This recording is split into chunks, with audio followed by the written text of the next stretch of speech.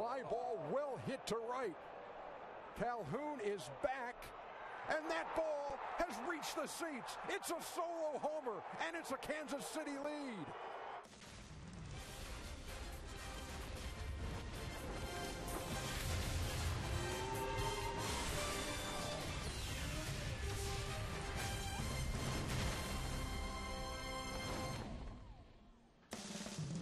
Royals baseball is presented by Academy Sports and Outdoors. Yes, it's a new season for the Royals, but it's very hard to walk into this ballpark tonight and forget about what happened here during the division series when the Royals swept the Angels. Hi, everyone. Welcome back to the ballpark with Rex Hudler. I'm Ryan Lefevre. Joel Goldberg will be joining us shortly.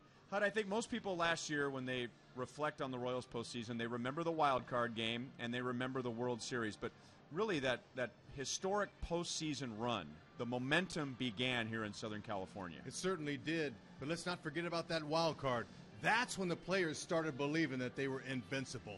After that long 14-inning grind, they got off the airplane the next day here in Anaheim and they said, it's ours. And it took them extra innings in that first game here in the playoffs against the Angels, but they came through, and the rest was history.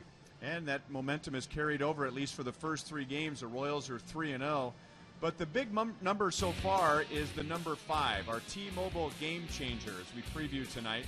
5 is the magic number. Once again, the Royals have a very balanced offense. 5 different players hit a home run in the White Sox series. 5 different players had a stolen base, and 5 different players have hit safely in each game. So at least to this point, Hud, there really doesn't seem to be a standout MVP candidate, and yet it's about as balanced an offense as you'll see in the league. You better believe that. The rest of the league is in trouble if these guys can stay healthy. Talking with hitting coach Dale Swain earlier today about their offense, he says, yes, we are more balanced than we were last year, and there could be 2 or 3 guys with 80 RBIs on this team. That would mean a good, solid season, and postseason bound again. They've got the potential. The steals. Now the power's starting to show up. Everything is working. They've been clicking on all cylinders the first 3. Can they continue that here in Anaheim? It's yet to be seen, but I can't wait to watch. And then, of course, we remember that really the name of the game for this team is pitching. Edison Volquez was great yesterday in his debut for the Royals. And Jason Vargas, last year was his first year as a Royal, and he pitched a good game here in the division series. He certainly did. I mentioned Vargas' name to Mike Scioscia, the manager of the Angels today, and he went, oh, Vargas can cut us up if he's on. He's been great in this ballpark over his career. He's good, and they know it. Let's see if he can execute tonight. Royals playing with the energy this year that they had in the postseason last year. And when we come back, Joel will visit with Mike Moustakas and talk about what this series in Anaheim meant to the Royals.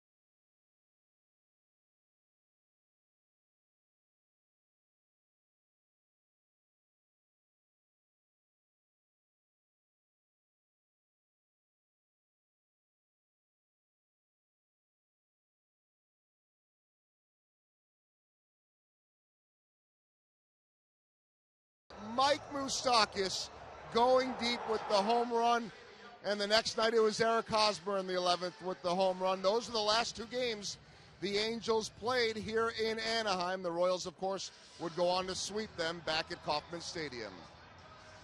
Welcome back to Angel Stadium. Joel Goldberg down on the field. The ceremonies for opening day have just ended, and there were quite a bit of boos for the Royals. And when Mike Moustakas was introduced, boos and maybe some mooses mixed in there, because after all, he grew up in Southern California and found himself playing the role of hero in Game 1.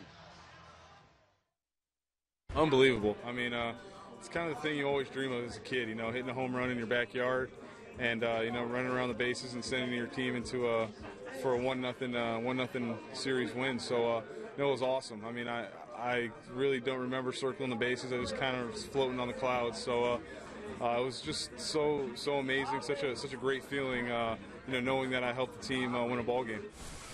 Well, Eric Hosmer was asked, do you think they'll have a chip on their shoulder, the Angels and Hector Santiago and company? He said yes, and we might have a chip on our shoulder too, trying to ruin their opening day.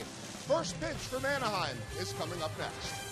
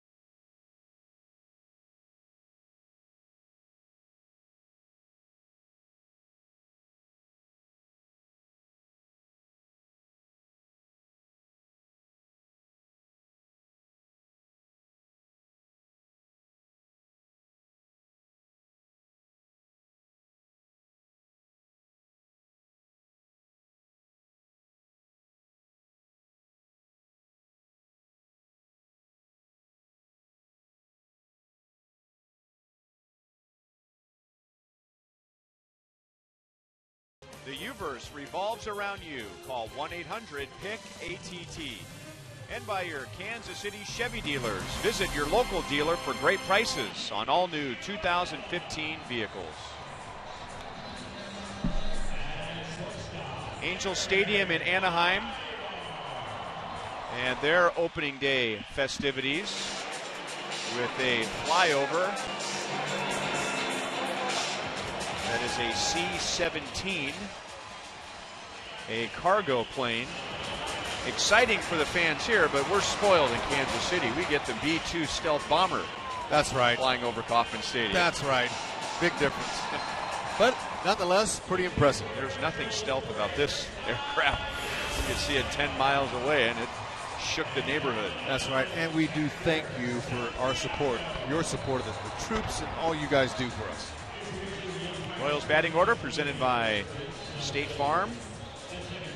Alex Gordon back in there after getting yesterday off. Ned Yost really wants to rest him. Day games following night games.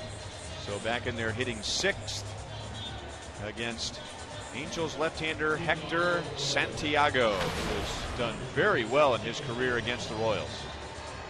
He sure has. He's been really good. The opponents only hit 244 off of him. He's done a nice job. He's not overpowering, but he will reach 92. 88 to 92 with his fastball. Four-seam fastball is across the four seams. Throws that straight. Gets it. Try to get guys to swing at it up in the zone. Two-seam sinks a little bit. Slider, changeup, and a curveball. Angels defensively, Mike Trout, MVP in center field, and not as dynamic defensively as the Royals are, and yet the Angels had the second fewest errors in the American League last year, and you just circled an old friend, Johnny Giavotella.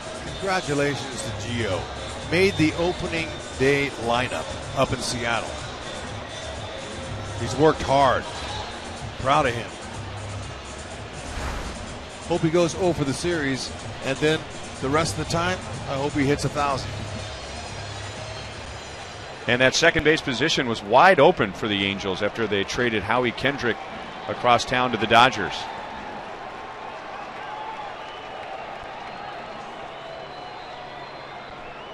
First pitch of the game. And Alcides Escobar ready to go at the first pitch and fouls it away. So in 3 games, he's 6 for 12. But if you go back to the middle of September last year when Ned Yost put him in the leadoff spot, he is hitting .348. Now the Royals offense, looking at Hector Santiago, they're going to see some deception in his delivery. Check him out when he gets ready to fire the ball home. That little late herky-jerky action can be deceptive to a hitter. Might be one of the reasons why he's been so successful. He's got some late sink to his fastball, and he'll cut it in on righties.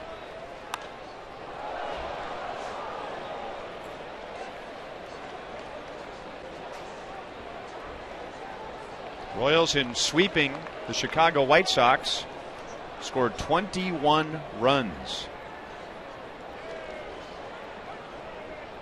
Took the Royals 8 games to get to 21 runs last year. 2-2 on Escobar. Hitting on all cylinders. Their focus to attention and detail, pitch to pitch, is at the top right now.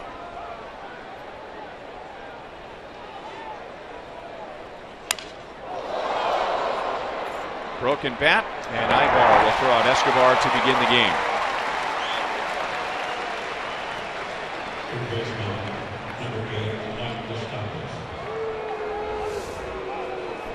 There's that cutter. Cuts in on him. Gets on the hands of the right-handed batter. That's what they're going to have to look for. Either take that pitch or be a little bit quicker with your bottom hand. You got to turn on it and double it down the line if you can. Another thing, look for the first pitch fastball, which Mike Moustakas does. And it's Ibar coming up to make the play. 2 down. So they are going to hack it.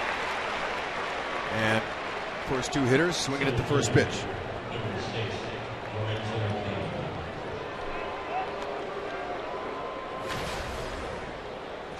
Lorenzo Cain, 5 out of 12 against the White Sox. I'm sure the White Sox felt like he did more than that.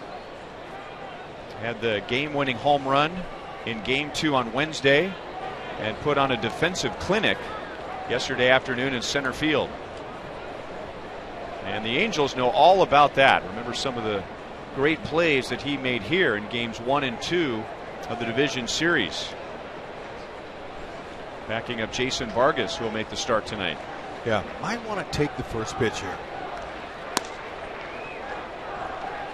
See some pitches from him. Make him throw his arsenal. Get him behind in the count. First time through the order, that's typically what an offense wants to do to a starter. Left center field. That's to the gap. And one hop to the wall. Lorenzo Cain is at second base with 2 down.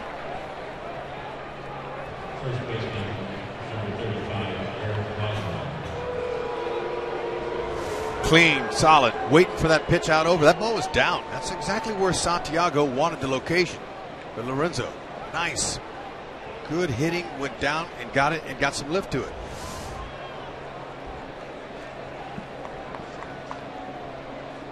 Joel had mentioned that Angels fans, for the most part, were booing the Royals as they were being introduced. One, because they're the opponent, and two, because they remember what the Royals did to them in the division series. And the boos were the loudest for Mike Moustakas and Eric Hosmer. They had the 11th inning home runs. Moustakas in game 1, Hosmer in game 2. And the series was virtually over when the Royals and the Angels headed to Kansas City. Especially when Mike Scioscia came and relieved C.J. Wilson, the starter, before he even got out of the first inning. They scored 2 runs off him, and Scioscia said, we got to stop the bleeding right now. Royals aggressive on the attack. Whenever they score first, it really puts pressure on their opponents, because their opponents know what the Royals have at the back end of the bullpen.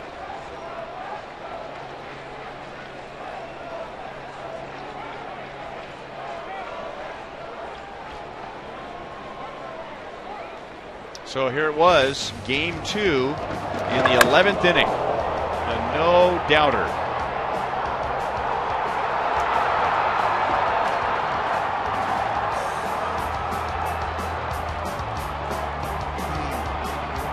Look at the energy.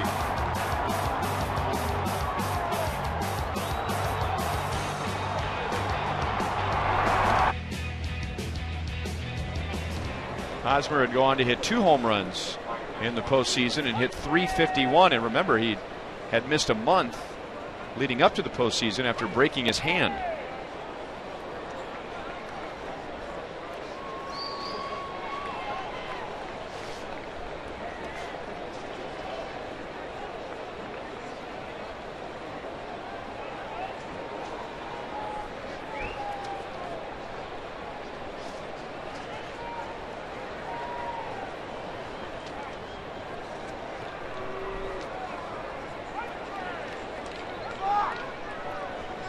Santiago likes to go with those sliders to lefties, and he'll double up. He'll throw 2 in a row. And scouting report I have on him is he gets a little bit jumpy and a little bit nervous with runners on. He'll rush his delivery home and leave some cookies up in the zone to be hit. Lorenzo Cain's kind of getting in the back of his mind here with 2 outs.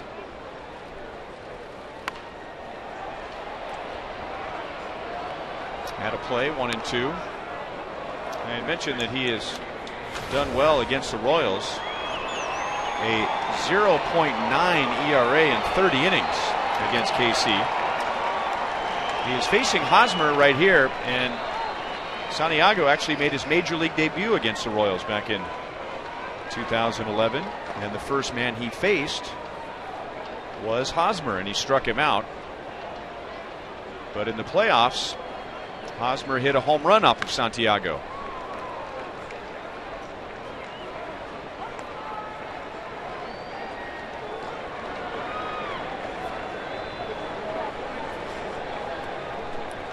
Hosmer's been working with Dale Swain on just lifting up his lead foot, his right foot, and just setting it down.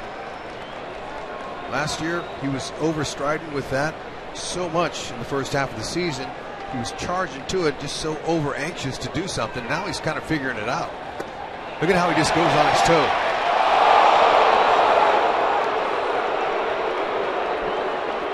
No swing, according to third base umpire Adam Hamari.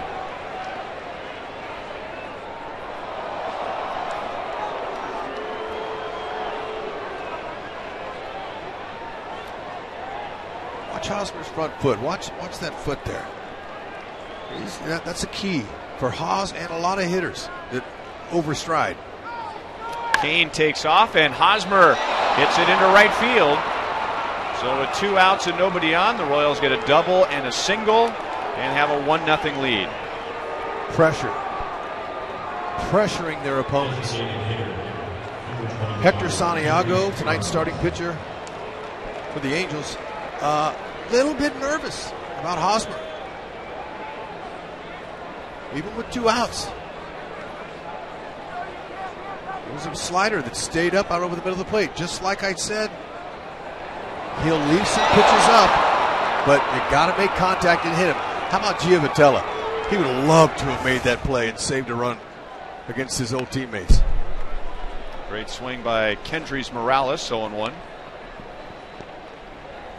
Morales was the only Royals player that got a nice ovation when they introduced the Royals before the game.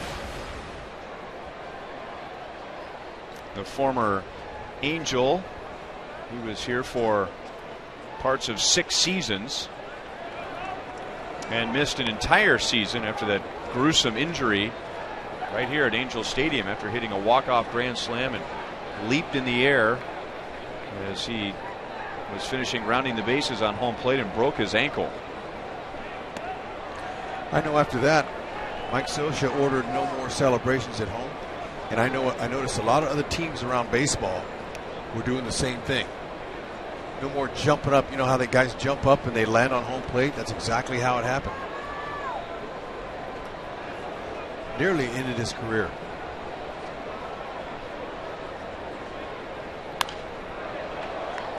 Out of play, 2-2.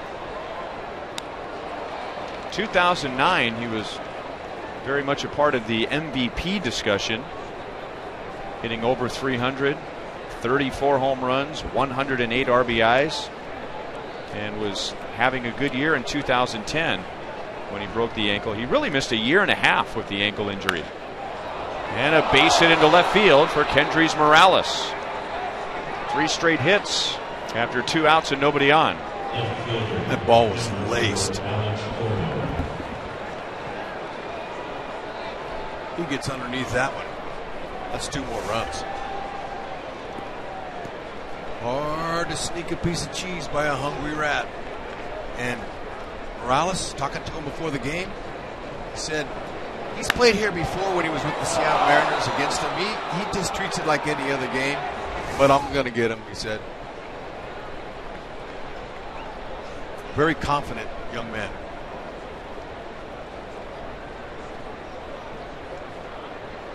Alex scored with 2 on, 2 out. Santiago throws him a strike. That's how you hit that cutter that Morales just hit. You got to be quick inside. You got to be able to turn those hips and get that barrel there.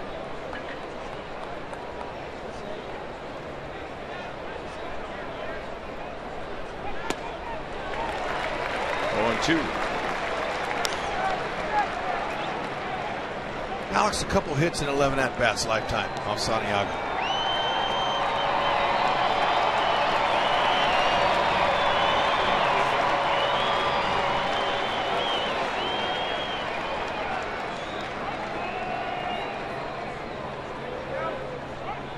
Well, you had mentioned it that he gets out of his game and his rhythm when there are men on base. And there is Exhibit A, concerned with the runner at second with the count, no balls, 2 strikes. And that's a problem for him. There's no reason he should be worried about the base runners. Crack bat. It's been a busy inning for Ibar as he goes out to make the play. He handles 2 pop-ups and a ground out, but in between, the Royals score for the 3rd time in 4 games in the 1st inning. Kane started it with a double, and Hosmer got him home. They're back.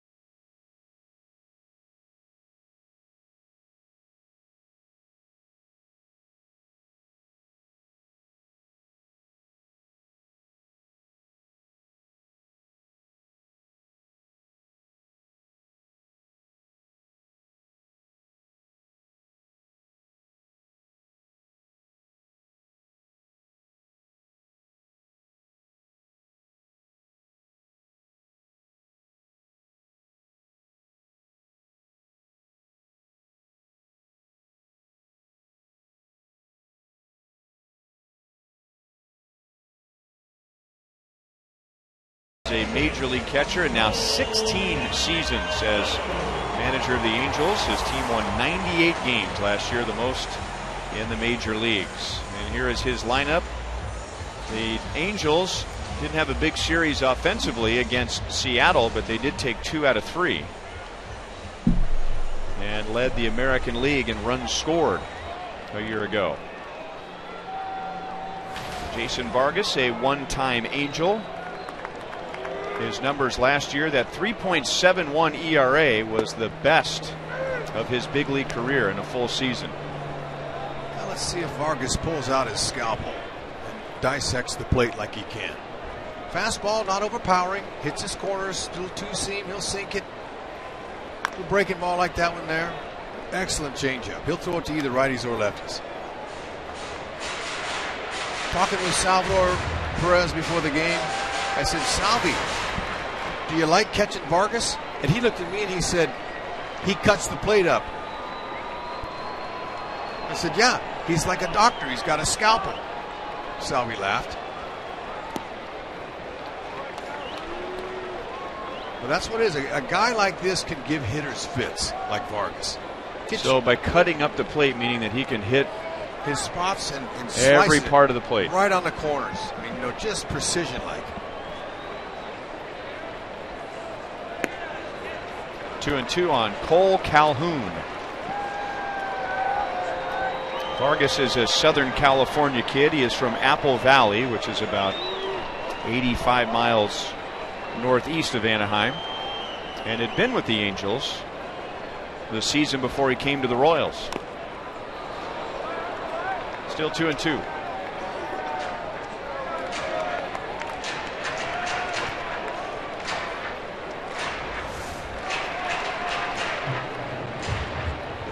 Yep.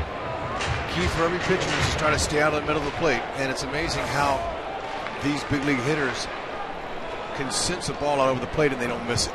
But if you're on the corners, you get pop-ups, little ground balls. That's the whole key to successful pitching. Changing speeds, but locations, everything. Pass Vargas, but Escobar is there. 1 out.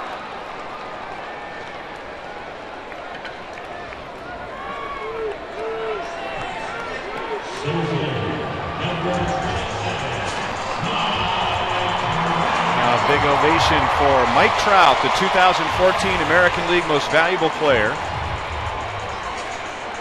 He had finished second in the MVP voting in his first 2 big league seasons, both times behind Miguel Cabrera.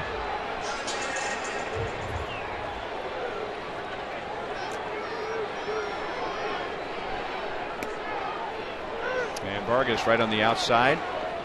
Down and away, strike 1 to Trout.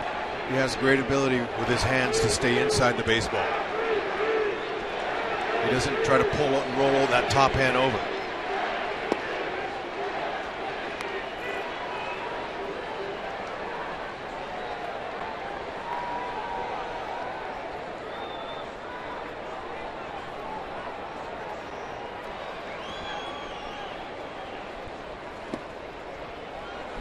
On one hand, Trout has had an excellent career against the Royals.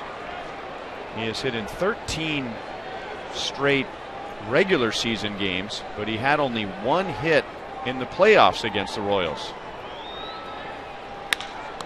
Back to Vargas. In and out of his glove. 2 down. So Vargas begins the game with 2 ground ball outs. He has pitched very well here. Kia puts us in the driver's seat, and Vargas has really been in the driver's seat as a member of the Mariners, pitching for the Angels, and as a member of the Royals. Vargas in this ballpark in 19 starts has an ERA of 2.86. That's in 129 innings. It is a fly ball pitcher's ballpark, especially at night when that cool air really makes the sky heavy and the ball doesn't carry as well at night as it does during the day. Better believe it. They call that a marine layer. Same problem in San Diego and in Los Angeles. All teams on the coast. But during the day, there's no marine layer. The ball really flies out of the parks.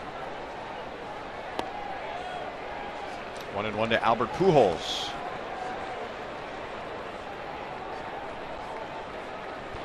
Pujols in that Angels Mariners series hit his 521st home run. He is now 18th on the all-time list, and tying him with some big names: Willie McCovey, Frank Thomas, Ted Williams.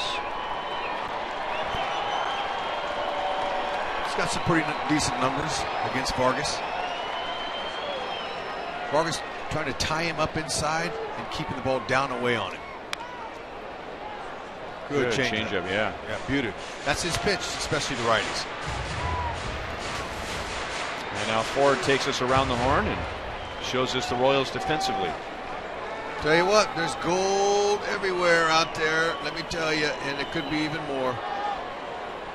Escobar and Kane are waiting for their first ones. Hosmer slides and makes the play. Did you just mention gold? You did. That's a Gold Glove play. Hosmer cooperates with a Gold Glove play. No question. Look at him. He looked where he was. He slid in there. He's safe.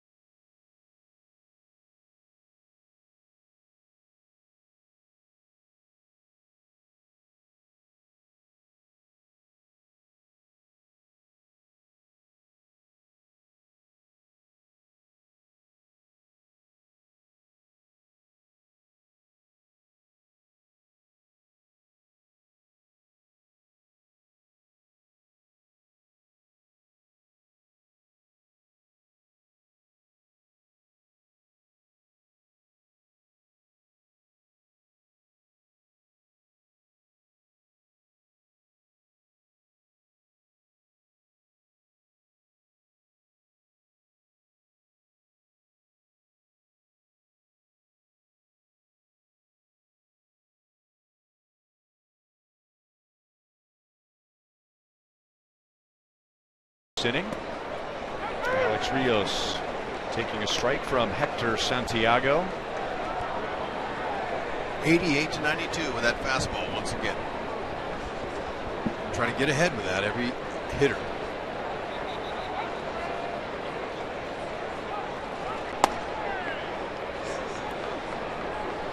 Cutter. That cutter will break so many bats, I can't tell you. Al Leiter, Terry Mulholland, guys like that back in the day, they were really tough because it looked like a good inside fastball. At the last minute, the thing cuts in about an inch or two. That's all. And that's enough to jam you and take your lumber.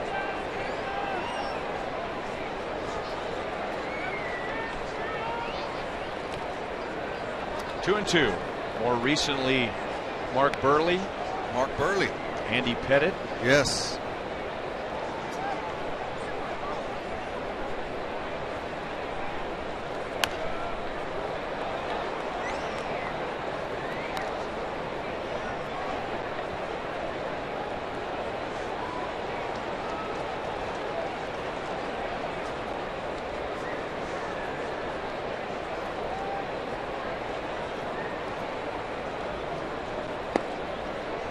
Rios works a full count. Good guy to get on base to begin the inning, in addition to going 5 for 12 with a home run in the opening series against Chicago. He also stole 2 bases.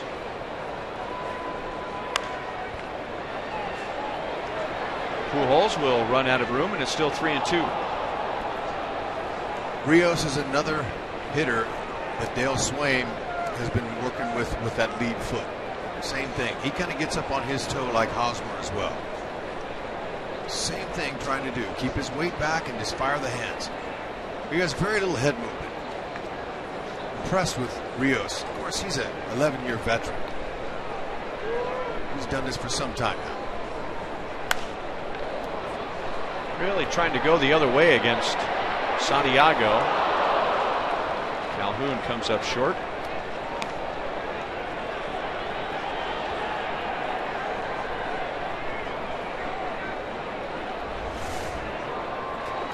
Calhoun, he's known for his hustle.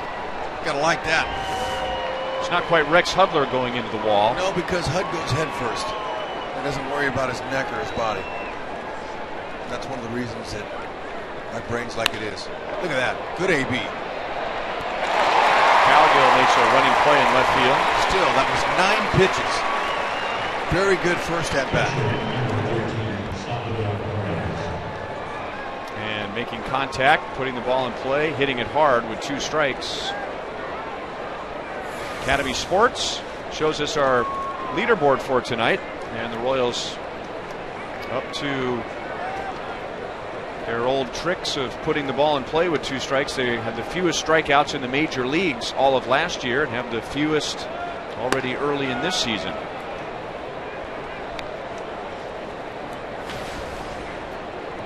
And were rewarded on a number of occasions, especially on opening day, by putting the bat on the ball with 2 strikes. Balls that weren't hit very hard, but placed perfectly, hit in just the right spot to get a base hit. I remember last season, when the Oakland A's came to town late, I asked some of their guys, Donaldson, some of their guys that played defense, Moss, and I said, what is it about the Royals? And they said, they put the ball in play. They don't strike out.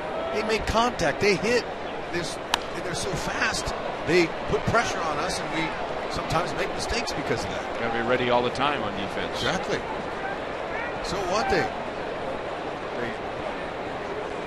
didn't walk very much, but they were the least amount of strikeouts in the league. I mean, they're hacking, putting the ball in play. Got in on Sal just enough, and Trout will bring it down in left center field. Well, fans, now you can own a piece of the 2014 postseason as the Royals and Jostens have teamed up to provide the only officially licensed AL Championship fan collection. Relive the history-making 8-0 postseason run all the way to the World Series with American League champion fan rings, necklaces, cufflinks, key rings, and more. Check it out today at Royals.com/fanrings and get yours.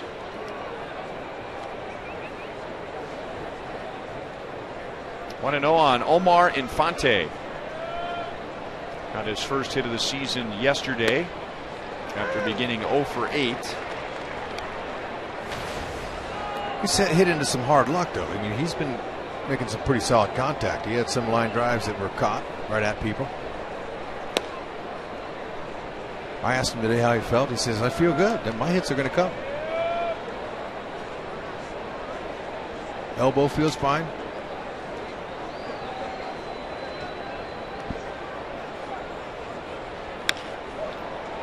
Giavotella got it on the fly.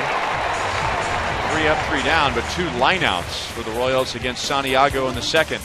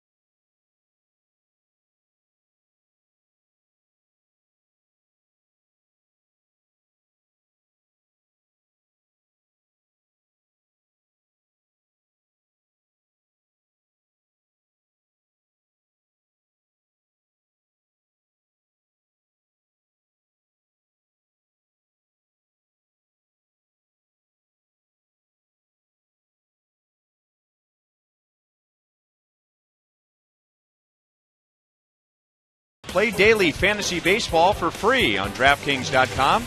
Enter promo code BROYAL for free entry.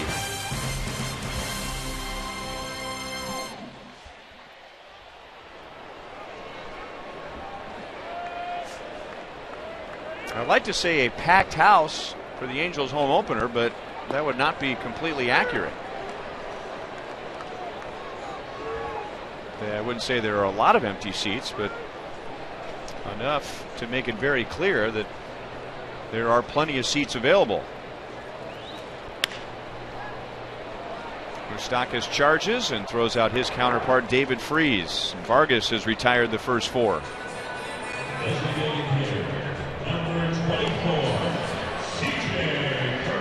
Okay, when a left-hander like Vargas pitches and he gets his off-speed working, third baseman's going to get a lot of action. Okay, Moose makes this play coming in, but watch him gather himself. Okay, he gets his feet under him. He didn't make that throw on the run because you're sometimes not as accurate when you're making a throw off balance. Left side of the infield, when a left-hander's pitching, can get a lot of action in the course of a game. Right-handed batters, most managers stack their lineup with righties. A lot of off-speed pitches are pulled.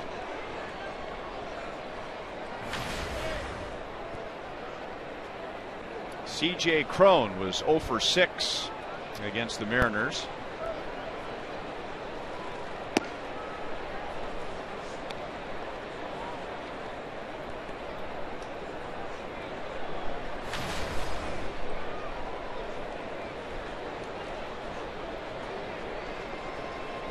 Three career at-bats for Cron against Vargas and 2 home runs.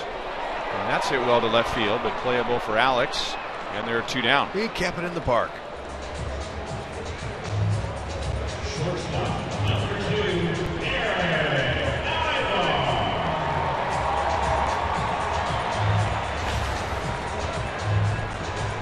Well, coming up next weekend, the Royals will be home. You'll get a chance to see Billy Butler and the Oakland A's. And on Saturday, the first 10,000 fans will get a replica American League Championship trophy courtesy of Pepsi. That's a 6:10 game, and gates open at 4:30. The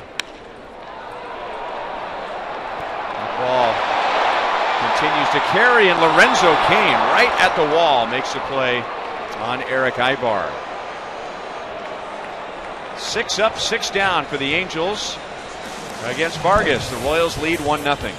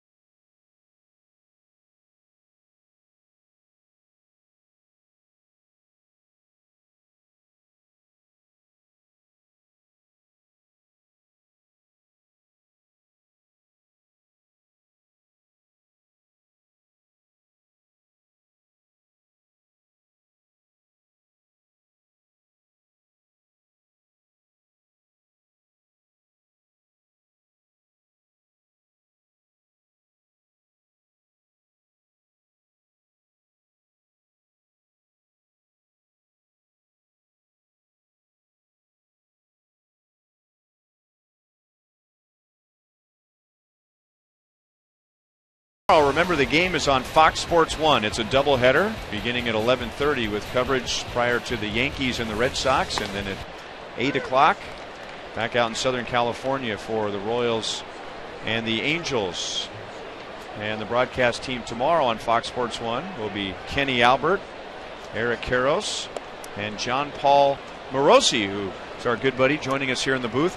I have to congratulate you because last year you went out on a limb. I did. And you picked the Royals to win the American League Central, even though you're the team that you covered. Yes. The Tigers had won 3 division titles in a row. So good call on your part. The Royals didn't win the division, but they got to the World Series. So this year you, of course, picked the Indians. And to the good people of Kansas City, I offer my apologies. But I will say this. The Royals are undefeated since I've picked the Indians, and they're leading in this game. I mean, you don't even have the Royals in the playoffs. I know, Ryan. Is it too late to change my mind? It's never too late to change your mind. Never. HUD, I feel bad. Listen, I watched the Royals dismantle the White Sox in those 3 games. I've seen them now take a quick lead here. I'm reminded of the fact, and I've said this, I'm on record as saying this, they're my favorite team to watch. The way the Royals play baseball, I think they make the game look beautiful. The defense they play, the way they play together, the cohesiveness, and now you see the maturation of Moustakas and Hosmer and Escobar, Perez. They're a fun team to watch. I think America really grew to love them last October. And again, even though I have not picked them to get to this October, I am already regretting that. Well, let me ask you this. In fairness to you, you are not the only national writer, broadcaster who is always asked to predict who you think is going to win every division. Some people have the Royals finishing 4th in the division. Many have them 3rd, but very, very few. As Escobar takes a walk, if Escobar's walking, JP, if Escobar's walking, you're going to feel even worse about not picking the Royals. But let me get back to the question. Why is it that so many people outside of Kansas City don't believe in the Royals? Not so much just to not win the division, but like you, not even getting to the playoffs. Yeah, it's a great question, Ryan. It's a great question. And maybe some of it is the analytical, sabermetric notion that what happened last October was predicated, again, I'm not saying I advocate this position, but that there was a certain amount of luck involved. And that's true. There was. When you think about the wild card game, it could have turned a player or two here or there. But I think after that, and even certainly that night, I would say after that night, what happened following was very authentic. We saw a team mature, and I think some of the analysis, and again, I put myself, I blame myself for maybe some of this analysis on my own, the more that I think about it. If you base your thoughts about the Royals on the body of work of a Hosmer and a Moustakas or a Kane or an Escobar over the long term of their career, they are different players now. And I think that's something we saw, and even talking to Ned Yost before the game today, he said, look, Moustakas has made so many huge strides. His confidence is in a different place. He's a different player right now. And I think that can be said for a lot of players on the Royals and even in the rotation as well. There is some concern about losing Shields, but if Ventura continues his trajectory and Duffy as well, people forget Duffy was the Royals' best pitcher for a period of time last year, and we didn't even see him in the playoffs hardly. So there's still a lot of growth, I think, with this team, and a lot of their players, guys, I think, are in that sweet spot of young veterans. They're now in a great place. And I think maybe a lot of people, Ryan, to answer your question in sort of a long way, I think maybe too much emphasis is being placed on what these guys were and not enough on what these guys are now. Baseball's a tough sport to try to pick. It is. It's very difficult because you never know. It's so long, but also injuries factor in. But the outfield of the Kansas City Royals saved 93 runs, far and above any other team in baseball. So you factor in Gordon with his 4th Gold Glove. Kane's going to win one. And they even improved by getting Alex Rios in right, better than the routes that Aoki took. So when you play defense like that, airtight on the infield, and you have a solid pitching staff, and a bullpen that got better with Luke Hochevar, and now an offensive lineup that's balanced more than they ever have, how could the quote-unquote experts think that was a one-year wonder? You're making me feel pretty bad here. That was our goal. It's true. And now, and listen, they're better. This is a better team. They are. Now they have a flag flying in their yard. I agree with that. And they're backing that. They're walking around going, okay, let everybody pick us. That's fine. They felt like they had unfinished business. Ned Yost says the first day of spring training they walked in and said, all right, we're going to get what we got to get. And I think you saw that swagger come out during the course of the White Sox series, especially with the young man at the plate right now in Kane. I mean, this is a team that, as you say, Hud, they play so well together, and I think that, as you say, they've developed this culture within that group. And I think it's happened organically because so many of them played together in the minor leagues. They won in the minor leagues. They got to the major leagues, struggled a little bit, which I think in some respects brings you closer. And now they're winning in the major leagues, which I think makes every single triumph all the sweeter for them. Stats are great, and they're propelling our game, and we're bringing more interest in, and I'm all for that.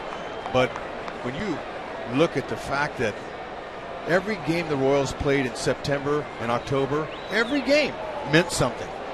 And one of the reasons why they were so hot going into postseason is that they played meaningful games at the end. When you develop that mentality, come to the yard every day as a player saying, all right, we're playing for keeps tonight. That's a special quality that's developed. That's matured these guys. It's matured them. They're 2 or 3 years more mature than they are when you would ever age. But in baseball, it does that. And that's why they're so good this year. They have a swagger that they've been there. And that makes this team dangerous. 4 years in as a major league player, you become a man. All right, I'm done. I'll get off my soapbox. You need a glass of water? The one thing I'll add on that, Hud, that I love about this team is they have so many guys that play every day. Okay, Alcides Escobar, 162 last year at shortstop. First guy since Rollins in 07. And Sal Perez, of course, catching more games than any catcher in a single season in Major League history. These guys love to play. All right, so you didn't pick the Royals. Nope. You picked the Indians, and you picked the Tigers second. Why, in your estimation, will the Indians be better than the Tigers? So the Indians, I'm high, Ryan, on the fact that I like their rotation depth. Now, some of that has already been compromised with the Floyd injury. But I think you look at what Bauer did this week, a very good start with taking the no-hitter pretty deep into the ball game. Kluber, of course, they got the Cy Young winner. Brantley, I think he is, he missed some time this week with a back injury, but I think he's an MVP finalist for a reason to finish top 3. I think he's a tremendous young player who's really now in his prime years. So I look at the Indians lineup, Brian, as being a tough lineup to get through because of the number of switch hitters, good lefty bats. And I think that when you talk about their depth, again, Carrasco got his extension similar to Ventura. I think their bullpen is solid, not as good as the Royals' bullpen. I should say. I think that's pretty clear. But I think there ain't a bullpen in baseball that good. I would agree with you, Hud. Again, I am starting to see the light here. I wish I would. Do I need to stand between the two of you? I wish I would have been on with you guys last week for a spring training game. You guys could have set me straight before I looked like a fool with that pick. But the Tigers still a good ball club, though. I think certainly a great outing yesterday by Shane Green, who and I was in Detroit this week at the start of the season and talking to Jeff Jones, the Tigers pitching coach, and Alex Avila. They made the point that he really is similar to Porcello in terms of his repertoire, the sinker, the angles that he creates. And Shane Green, I think, is going to be a key pitcher for the Tigers. But I think it gets to the larger question of, can the Tigers get to where they need to be? Verlander on the DL, Nathan on the DL, and the bullpen, as we talked about earlier today, Ryan, is as much of a concern as it's ever been. 1-2 on Hosmer with Escobar at second base and Moustakas at first.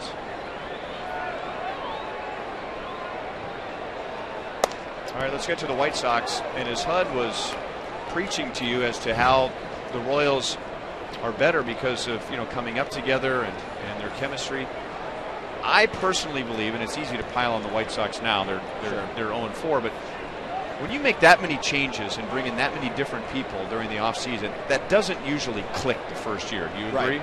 Yeah, we've seen it before with so many teams. The Angels, when they brought Albert in. The Tigers, the 08 Tigers were supposed to be the best team in baseball that year. They finished last. The Marlins a couple years ago. The Marlins, exactly. We see it all the time. I think when you talk about that team in spring training, not having Sale for opening day, and they can say, well, it's only a little blip, that's still a huge loss. Not hitting hard enough for a double play, but the Angels get Hosmer, now runners at second and third. It's interesting, too, Ryan. I know, I'm sure a lot of the Royals fans watched that broadcast you guys did, I think your first spring broadcast of the year when Rodon pitched so well for the White Sox. And I remember watching that game at home thinking, this guy's going to be on their opening day roster. He might be the best pitcher they've got outside of Sale, and he's in the minor leagues right now. So I think it's interesting to see the different approaches that teams take with their young pitchers. The Blue Jays last night, Miguel Castro, 20 years old, had never pitched above Class A before this season, saves a game at Yankee Stadium. So you sometimes see different approaches with different clubs. And Rodon, to me, guys, you guys saw it yourselves in person. I thought he was one of their best starting pitchers, not making the club here this year. He might be here next week. He may be. Chatting with John Paul Morosi. He'll be part of the broadcast tomorrow on Fox Sports 1, along with Kenny Albert and Eric Karros. I've heard Eric Karros is very high on the Royals this year. He thinks the Royals will be better than they were last year. There's one expert now that maybe that maybe Eric Karros is the guy that has it right.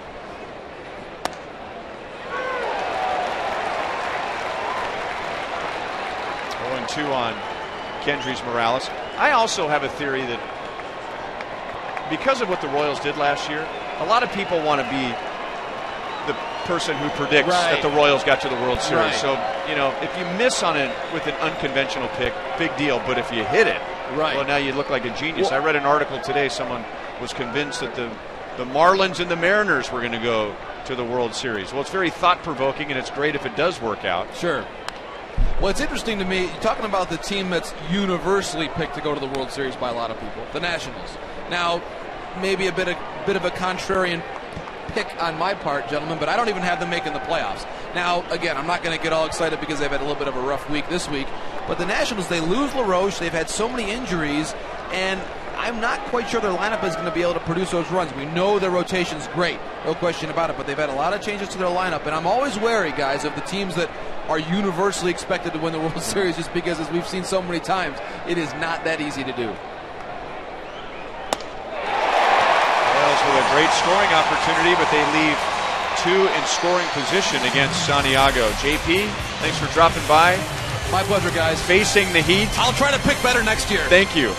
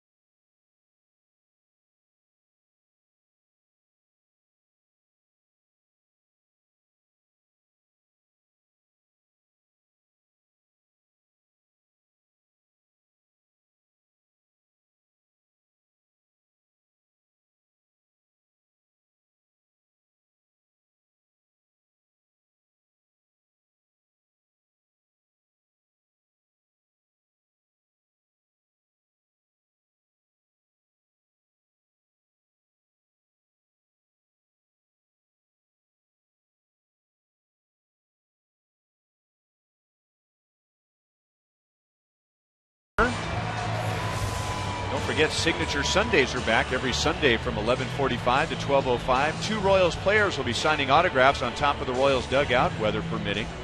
So get to Kauffman Stadium early to snag your one-of-a-kind autograph and stick around to enjoy the numerous other family fun day activities all season long on Sundays.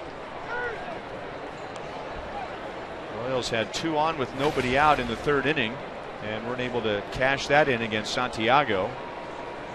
Jason Vargas has retired the first 6 tonight. This is Chris Iannetta, the Angel catcher, and a sweeping curve is in for strike 2.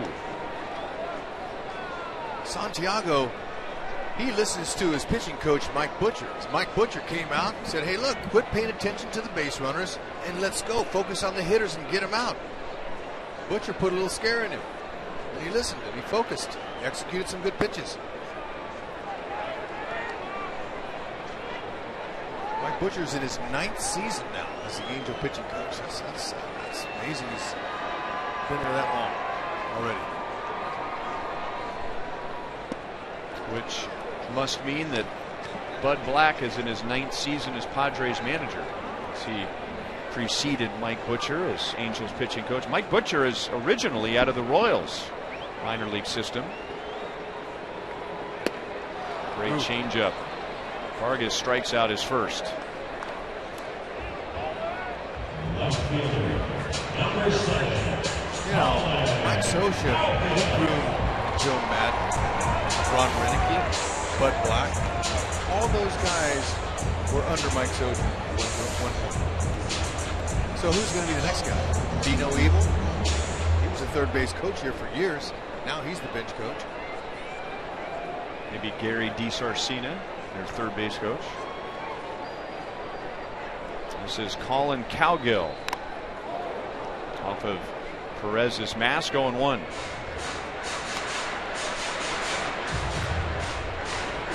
Cowgill is going to get some playing time with Josh Hamilton out.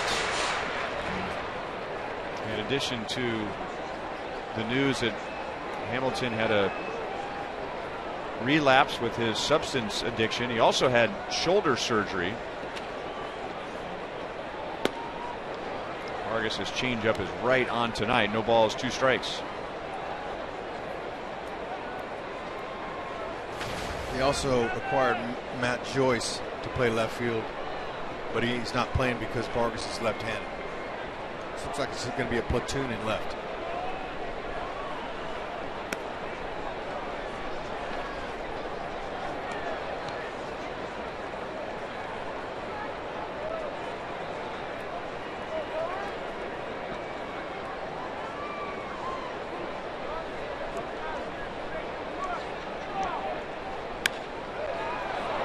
Changeups away, fastball's in, and he jammed Cowgill, but Cowgill is able to drop it in between the sliding Escobar and Alex Gordon, and the Angels have their first runner.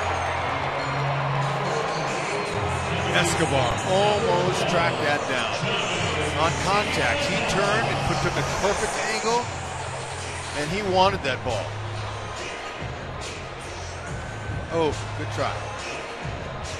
He knew he had a full chance there because he knew Alex wasn't going to get to it.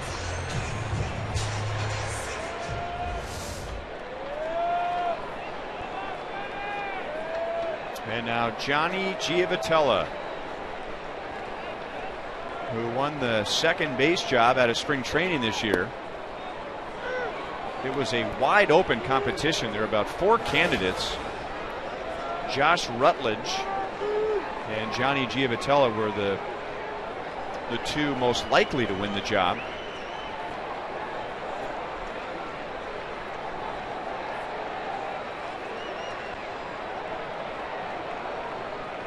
Giavotella was with the Angels as a non-roster invitee with a minor league contract. And now he's the starting second baseman for a team that won 98 games last year. Howie Kendrick, the longtime Angel, was traded to the Dodgers. Sure can trust your stuff when you have a catcher like Salvi.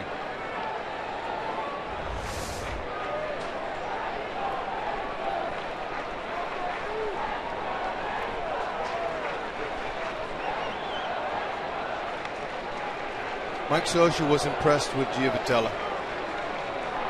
He told him before the game he brought a lot of energy throughout all spring training.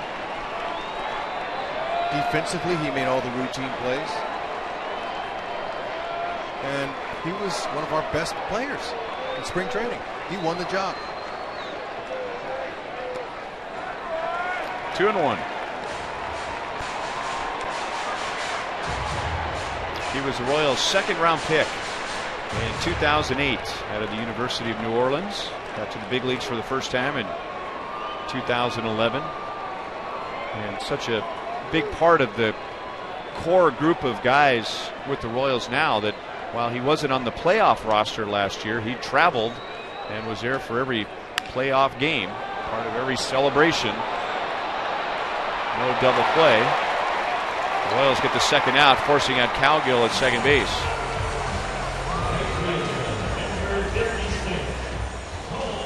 Well, Royals fans, the next time you're looking for great seats, go to StubHub, where there are no surprise fees at checkout. That's right, on StubHub, the price you see is the price you pay every ticket, every day. Plus, with the StubHub app, you can buy and sell Royals tickets anytime, anywhere, right from your smartphone. So get the StubHub app today and get your Royals tickets.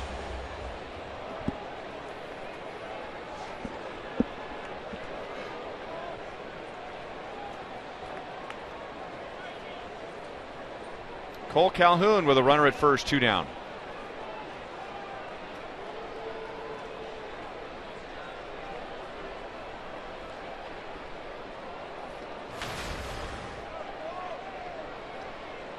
Plays hard, hustles, plays an aggressive defense in right field, and he can hit.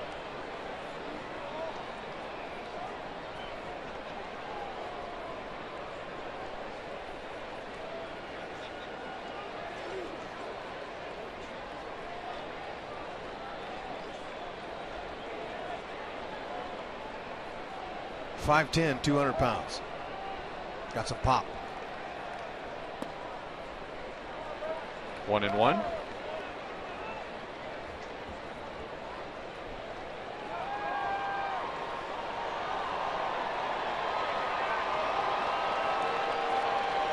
Vargas in the meantime hitting his spots, keeping him off balance, following Salvi's lead.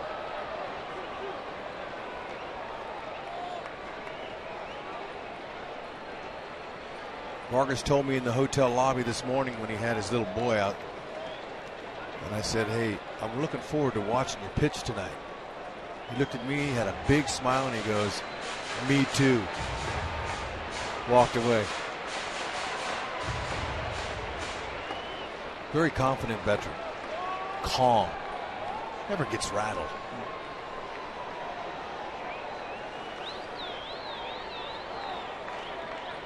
Very poker-faced on the mound. And that's perfect. 2-1. I like his tempo. I like how he, after he throws the ball, he comes walking down onto the grass, puts his glove out, wants the ball, gets it right away, and gets right back up there. Doesn't give the hitter any time to think. Keeps the infielders on their toes.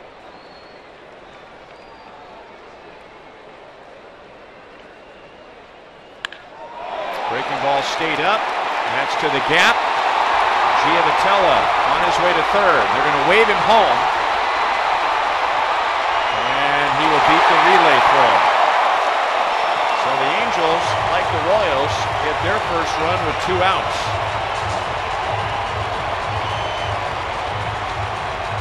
Vargas been hitting his spots until that last pitch. Hung a breaking ball. Look where it was. Right over the dead center of the park. And a hitter sees that hanging breaking ball a mile away. Nice relay, but Giavotella was on his horse. It was a very little horse. But he's been playing pretty large for the Angels.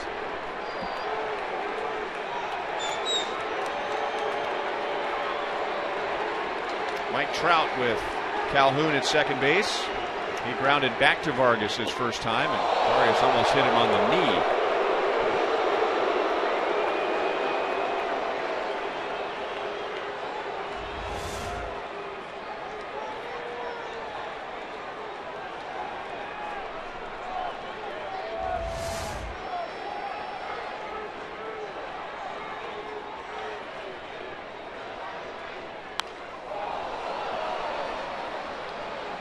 His next home run will be his 100th.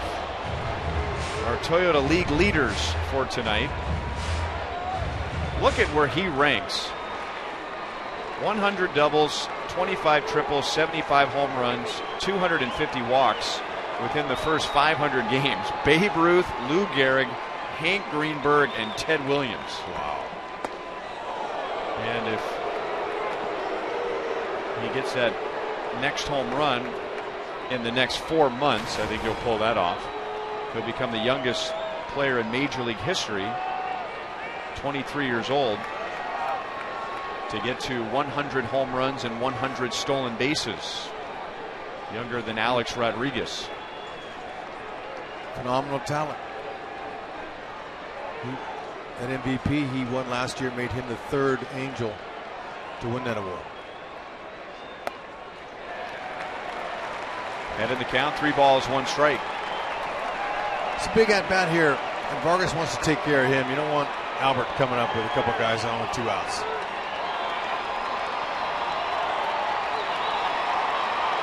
He'll be swinging.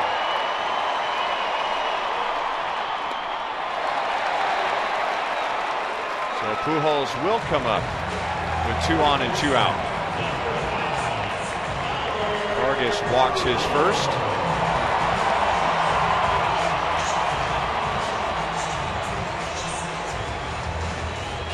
In the division series, the Angels had plenty of runners.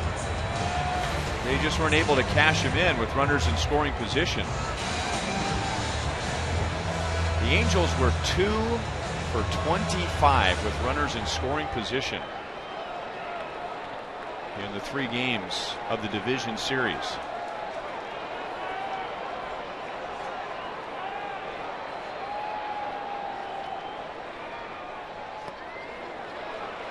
Down and in, ball 1. How do you pitch Albert Pujols these days? And if you're to divide the strike zone into 9 squares, you want to pitch him down. That's right. Then hit a little ground ball to Escobar.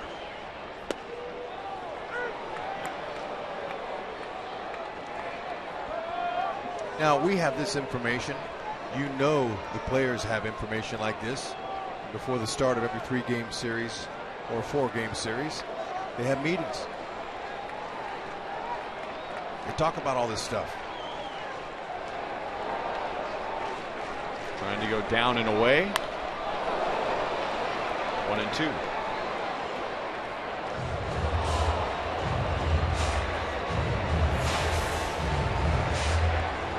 28 home runs for Pujols. As you would expect, the majority of those are right down the middle of the plate. But if the pitch is low and in the strike zone, he has a tough time lifting that pitch out of the ballpark. At least last year he did. That's where Vargas wants to keep it. 2 and 2.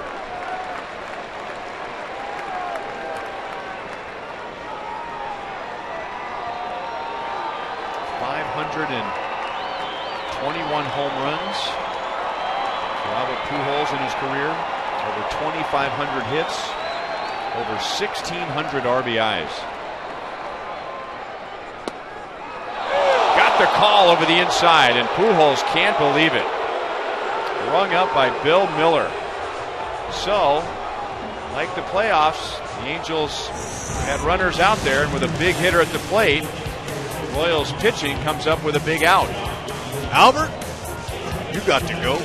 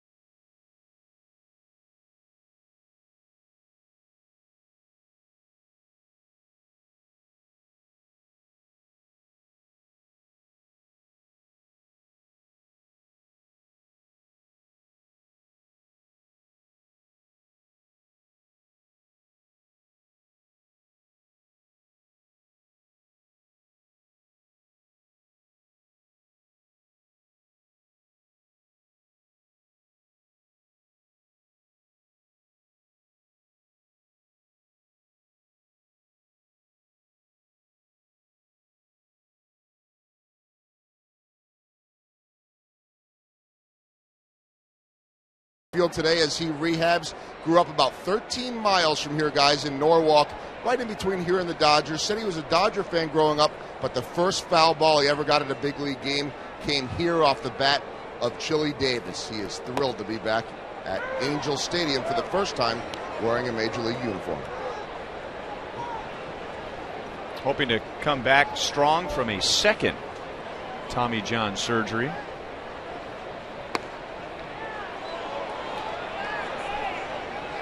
One ball, one strike.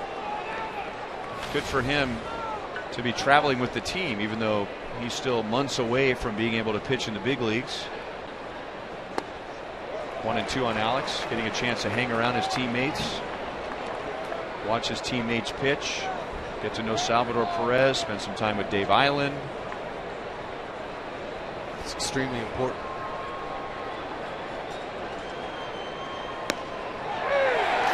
That pitch did not hit the target, but Bill Miller, the home plate umpire, thought it was still in the strike zone. Santiago strikes out his third. Yeah, 2 strikes. Excellent pitch. Tip your cap. Although hitters don't like to do that. Got lucky with that pitch, though. Iannetta wanted that inside on Alex. A lot of umpires, and we have to give Bill Miller credit because it was in the grid. A lot of umpires will, if not set themselves up with their body, will set themselves up with their eyes based on where the catcher is set up and where the glove is. And if a pitcher misses that badly, normally they won't get the call. But the pitch missed the target, but Miller saw that it was still in the strike zone. 0-2 on Rios. Rios lined to Cowgill in left field in the second inning. Royals scored their run in the first inning with 2 outs and nobody on. Lorenzo Cain doubled. Eric Hosmer singled him home, and the Angels just tied it in the bottom of the third on Calhoun's RBI double, scoring Johnny Giavotella. Hector Santiago last season, he started the first half, he went 1-7 with a 4.50 ERA. So he struggled early. Second half, he settled down, went 5-2 with a 2.98 ERA. So he had quite contrasting halves. And the reason why he was better in the second half is that he slowed everything down. He has a tendency to be a little hyperactive out there. We noticed when the Royals had him in trouble with runners on, how he was spinning and faking that pickoff move and everything. That's been a problem for him. He settled down in the second half last year and finished strong for the Halos. Started the year 0-7. Ooh, man. And you got the call there.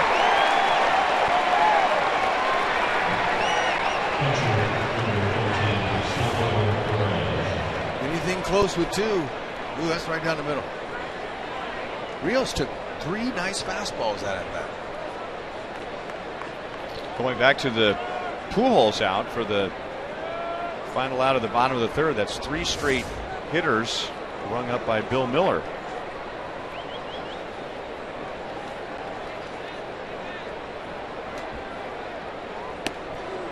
A little bit outside to Salvador Perez. He flied out to center field in the second inning.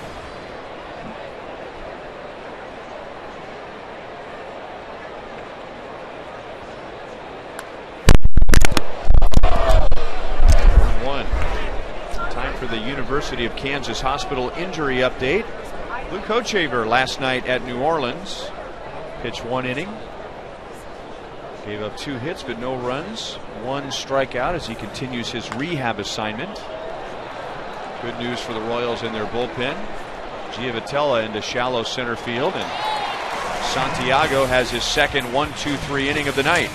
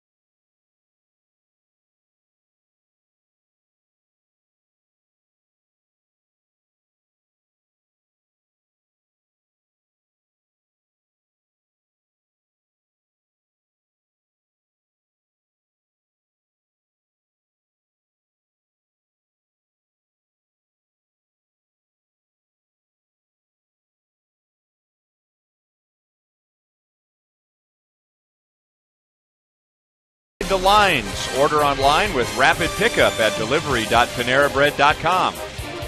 By Jeep. Visit Jeep.com to learn more. And by Menards. Save big money at Menards on all your home improvement needs.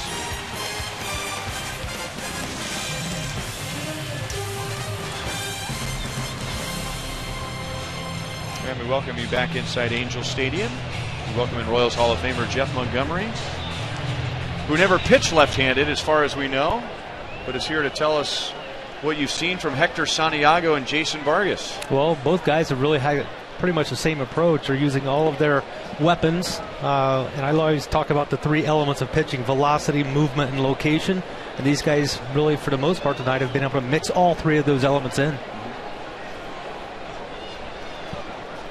Two very contrasting styles in demeanor, as Hud was talking about last inning. You have the poker-faced Jason Vargas, who always seems to be calm, whether he's on the team bus or he's in the clubhouse or he's on the mound. That ball came up and got Omar Infante. It looked like it's going to be a nice big hop for him.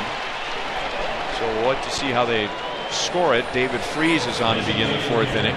And then a more hyperactive Hector Santiago, who needs to find ways to calm himself down. Well, that's one thing that's been impressive to me for Vargas since we've seen him after coming over with the Royals, is the fact that he doesn't let any situation affect him. He kind of has the same approach, never gets rattled on the mound. I think it's an important ingredient to have if you're going to be a successful pitcher.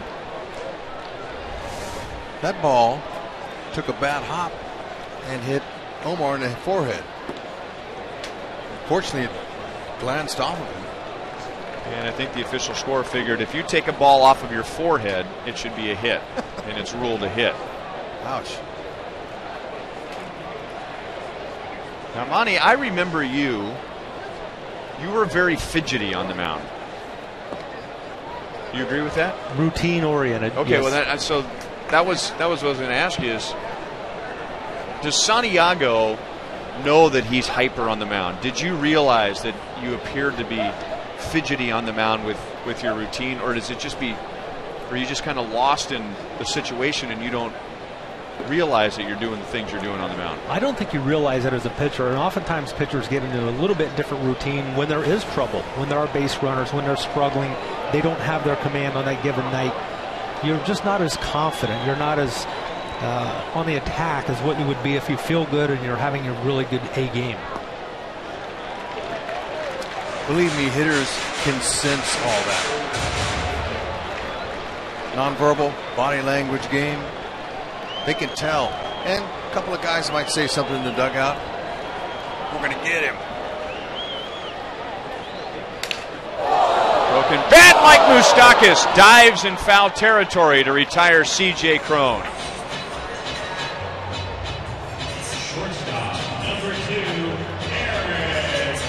You don't write this in the scorecard very often. A foul line to third.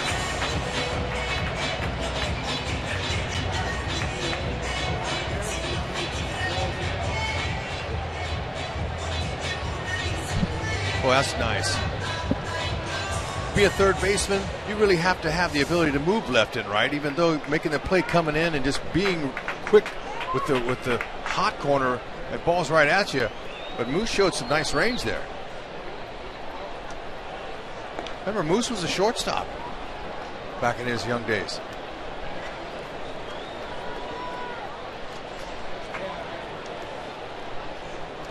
Ryan, a good example for Jason Vargas as far as being in command and under control. If we think back to that last inning when he had Mike Trout at the mound or at the plate, big situation, but he didn't get rattled. He knew exactly what he wanted to do. Perez makes the play, and that was with a runner in scoring position after the Angels had tied the game. Let's look at the pitch sequence from Vargas to Trout. Right, even though he had Albert Pujols on deck, a real threat himself, as you can see, he knew exactly what he wanted to do. He did not want to leave anything in that strike zone for Mike Trout. Now, if you're going to have a successful situation as a pitcher on the mound, you normally have to give a guy one pitch to hit, otherwise you're not going to get him out, and that was the case. But he knew, at least he felt more confident facing Pujols than he did Mike Trout. Chris Iannetta takes a strike from Vargas. Vargas struck him out with an excellent changeup in the third inning.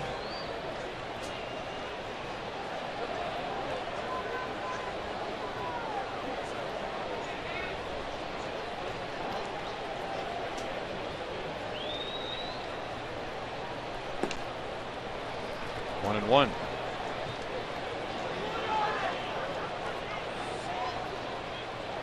Monty, who were some of the catchers that you got to throw to? Threw most probably to Mike McFarland, Brent Maine, Sal Fasano. Had a number of guys, but Mac was probably my key guy. So he knew you, and he knew the other guys. And did he ever have to come out to the mound and talk to you? Well, if there's ever any indecision, yes, he would come out to the mound. But for the most part, I would say well over 95% of the time, I had a pretty good idea what my catcher was going to put down before the ball even made it back to the pitcher's mound.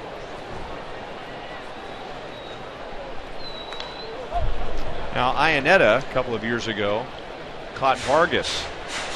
And, you know, you ask if I ask Jason Vargas, you think Iannetta has an advantage because he used to catch you and he knows you? Vargas will say absolutely. Now, you ask Iannetta that question, Iannetta will say, nope, it's completely different.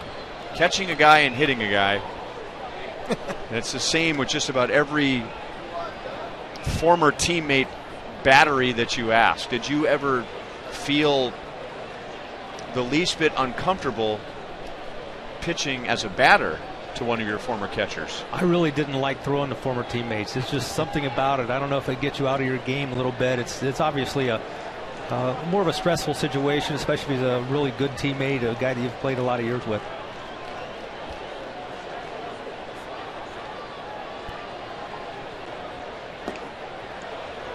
Sal held it out there for Bill Miller.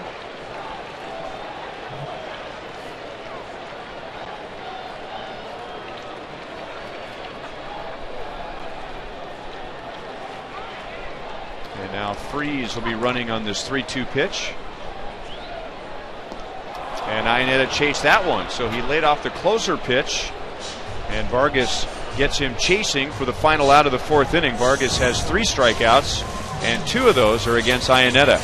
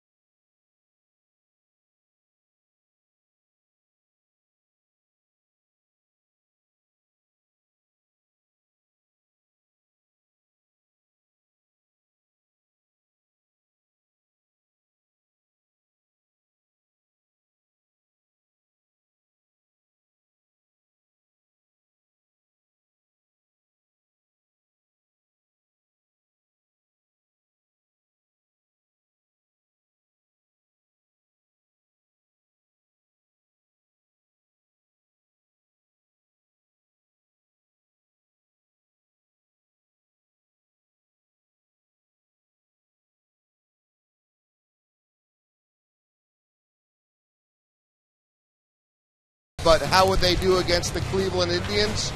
Just fine. Nick Castellanos' first homer of the year, and the Tigers, who are already leading the majors in runs, put up an 8th spot. Zach McAllister, 4 innings, 13 hits, 5 runs. Cleveland blasted by the Tigers. Different game here so far, 1-1 after 4 innings. Omar Infante pops it up. He is already lined out to second base. Now he pops out to second baseman Johnny Giavotella. Santiago gets his first out with just 1 pitch. maybe it's just the different uniform, but Hud, we both thought, and Monty, maybe you agree, Johnny Giavitello looks thinner. Joel and I had a chance to visit with Johnny during batting practice today. I noticed the same. Not that Johnny's ever been a guy that would play middle linebacker in the NFL, but it didn't seem like his forearms and his pipes, so to speak, were as pronounced as they formerly were. I'm saying that's good. He needs to get out there and be a ball player. And, you know, I don't think he really had that chance with the Royals, the big team. But I think it's good to lay off of the weights as much. You know, he was really strong, and he almost looked mechanical. You know, he looks a lot better. Well, he seems more fluid to me. He seems more like he's able to make those moves, and he's got that agility that you need to have as a middle infielder, particularly. There was a stretch of about 2 or 3 years in spring training where, at least when I arrived and see all the players, you hadn't seen him since the end of the regular season, where Johnny looked a little bit bigger every year. Bigger across the chest, in the shoulders, mentioned the forearms. He has huge hands. He has bricklayer hands. I mean, just, you think you're shaking hands with a 7-footer. But he plays a position where he's got to be very agile. He's playing for a manager who demands quite a bit from his players defensively. Didn't you tell me he got his ring today? He did. And Ned Yost was sharing that before the game, that the original plan, what they're hoping to do is, and this is very Royals-like, they wanted to get the whole team together to present Johnny with his ring. Johnny came up through the minor leagues with a lot of these guys. Very, very popular in the Royals organization, very popular in the clubhouse. Ned Yost thought, you know, maybe that's not appropriate. He's still trying to secure this job. He's getting ready to play us for the first time. That might be a little much. But Ned really wanted to get Johnny his ring. So he went over to Mike Scioscia and came up with a little plan with the Angels manager, which we'll get to after this 3-2 pitch. So Ned Yost asked Mike Scioscia if that's okay, and Mike Scioscia says, absolutely, I'd love to do it. In fact, Johnny's here right now. So Scioscia goes into the clubhouse and says, hey, Gio, in my office. Well, normally for Johnny Giavitello, when he's called to the manager's office in the big leagues, that's not good. But he's thinking, after 3 games, I mean, I'm 4 for 9. Good swing by Escobar, and he's on with 1 out. So Giavitello comes in to Mike Scioscia's office, and he sees Ned Yost, and Ned presents him with the ring. And Ned was saying that Johnny was just looking at it in awe, and just, it's obviously a beautiful ring. And I'm sure Johnny felt a little uncomfortable. He's in front of his new manager now, looking at a ring from his old organization. But Mike Scioscia says, well, put it on. It's bad luck if you get a new ring and you don't put it on right away. So there he was with Mike Scioscia and Ned Yost, and admiring his 2014 American League Championship ring. Congratulations, Gio.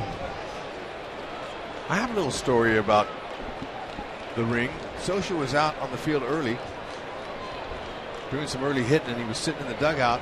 No one there. Ooh, it's way early. I walked over. Hey, Scioscia, how you doing? He grabbed my hand right away and looked at the ring, and I go, it's a beautiful ring, especially for a second place ring. And he looked at me and took his glasses off, and he said, you win an American League Championship? That's an American League Championship ring. That's not a second place ring. You know how many guys would like to say they did that? Well, he set me straight right away. On that topic, farmland shows us what's coming up at the K, and that's what's coming up. Billy Butler will be getting his ring next weekend when the Oakland A's come to Kauffman Stadium. The Royals will host the A's and the Twins during the next homestand. That begins a week from tonight. That's an American League Championship ring, Scioscia told me. You know how hard it is in the American League, HUD, he said? You got major market teams. They got big payrolls, 1 through 9 in the batting order. They're all mashers. You win an American League Championship, you did something. That's why you got that ring. Very nice perspective. Said you accomplished something. That's why they handed those out. It's hard to do. And I mean, he scolded me like I was his child. And I went, okay, I hear you. So I'll no longer say, hey, nice second place ring.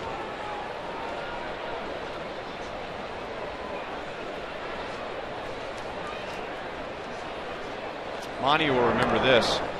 I always thought it was unfair that after Paul Splittorff's long career, it ended 1 year before the Royals won the World Series. But Split wore that 1980 American League Championship ring every single day.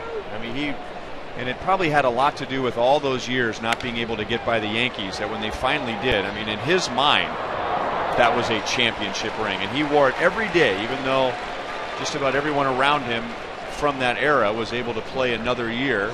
The guy just to our left in the Angels TV booth, Mark Gubiza, was part of that 1985 team. But what Mike Scioscia told you, Hud, I think, Monty, wouldn't you agree that Split had that same attitude about his 80 championship ring? Oh, absolutely. Very special moments, very special memories for all those guys. They played together for so long, and it's just so unfortunate that Split wasn't able to still be around when that happened.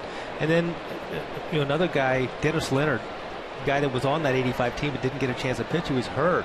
But Leo, had one from earlier, so that probably meant more to him than the 85 ring. Got to believe this conversation is more about, would you rather face Kane or Hosmer? What do you think, Monty? I don't really want to face either one of them the way they're swinging a bat right now, but with the base open, you got to be very careful. Kane is doubled and struck out against Santiago. Vinny Pistano, the right-hander, warming up for the Angels alongside Jose Alvarez. And then Eric Hosmer, who's on deck, has an RBI single and a ground out to short so far tonight against Santiago.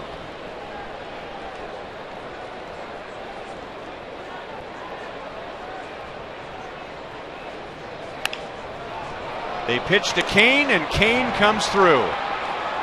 Lorenzo Cain drives in Alcides Escobar, and the Royals have their second two-out run, and they have retaken the lead.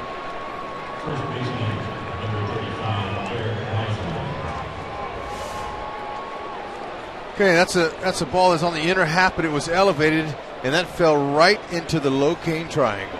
That's what his teammates call that spot right out there. That's where he makes a good living.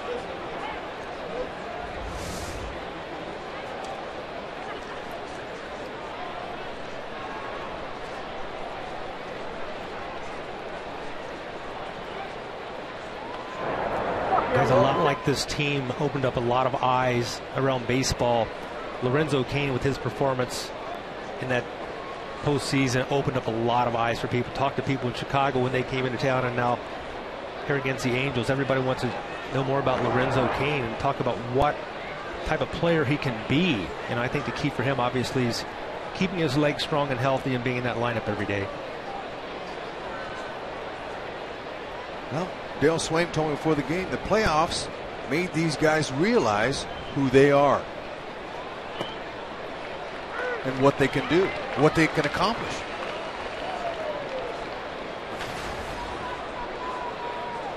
We talk about confidence all the time in baseball. Gotta have, that's the extra man you take out there with you, Monty.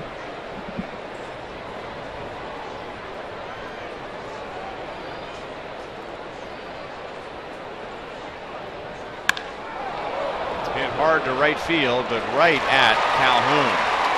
Tough hitting luck for Hosmer. The Royals get a two-out run. Escobar scores on Cain's base hit. 2-1 Royals to the bottom of the fifth.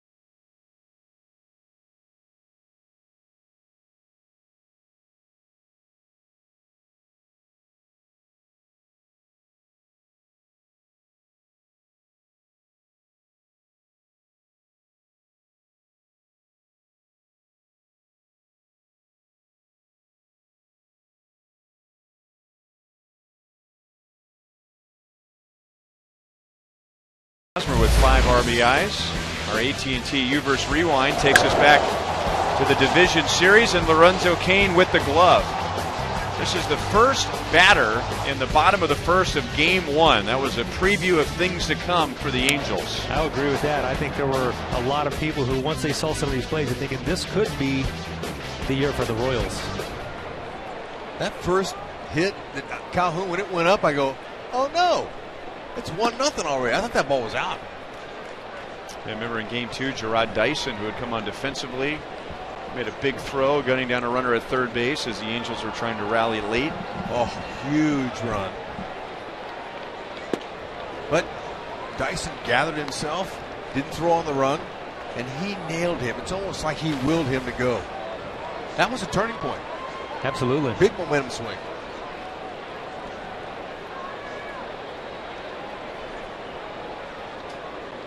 Cowgill single to left. Back in the third inning.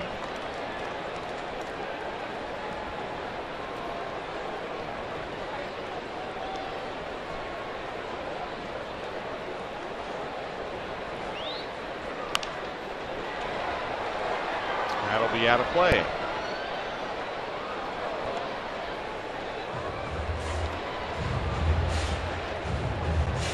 You do not want to miss the second annual Zubaz Palooza Day, Friday, May 1st.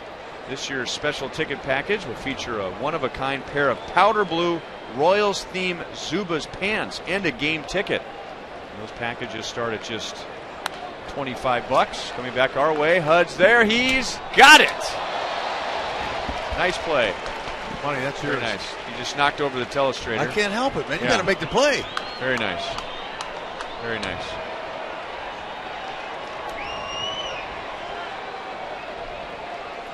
Long-time former Angels broadcaster.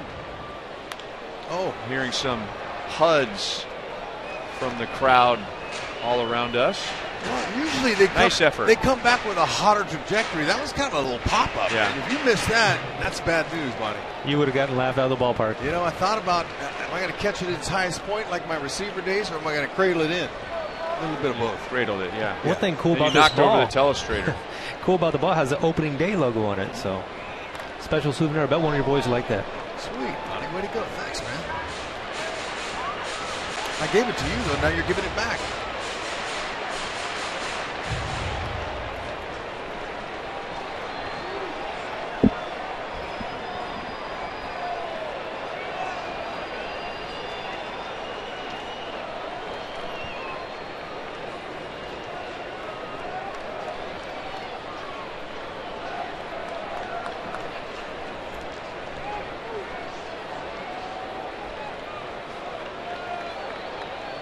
Vargas working his craft, changing speeds, mixing them, staying down.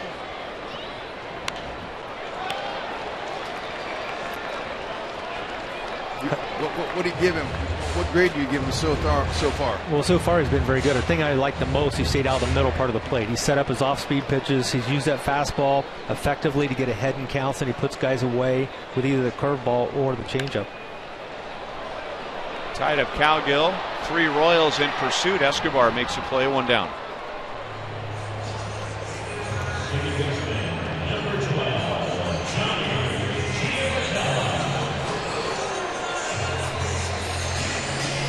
Johnny Giavotella reached on a fielder's choice in the third inning, and then with 2 outs, Cole Calhoun doubled him home. That tied the game at 1. The Royals just regained the lead in the top of the 5th inning.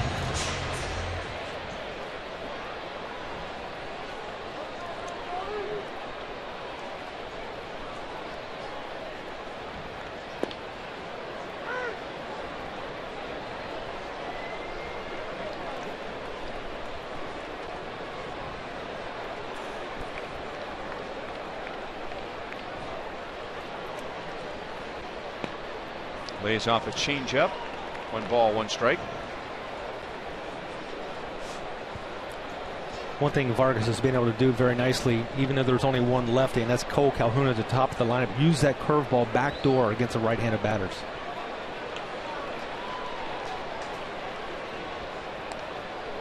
He really epitomizes the traditional way of pitching. Hard in, soft away. And if he misses in or misses just away. Keeping that ball out of the middle of the plate.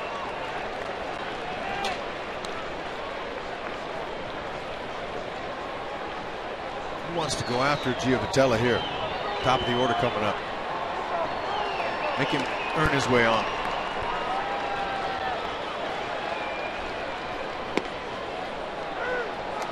Full count.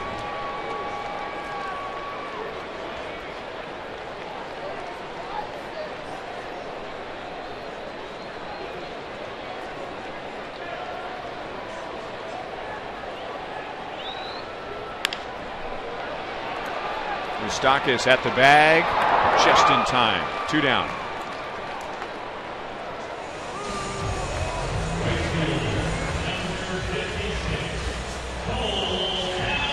Kendrys Morales, Alex Gordon, Alex Rios coming up in the top of the 6th inning.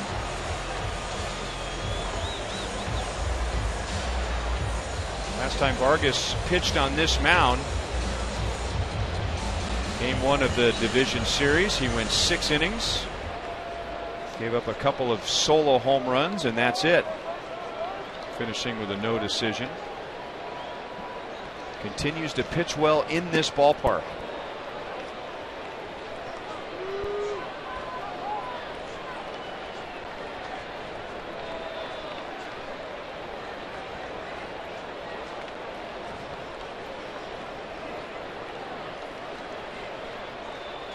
Cole Calhoun drove in the Angels run in the 3rd inning when he doubled on a breaking ball into right center field.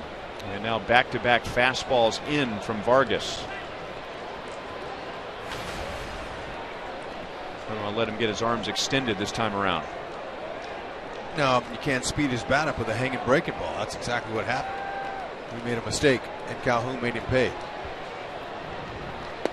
Ooh, man, where was that?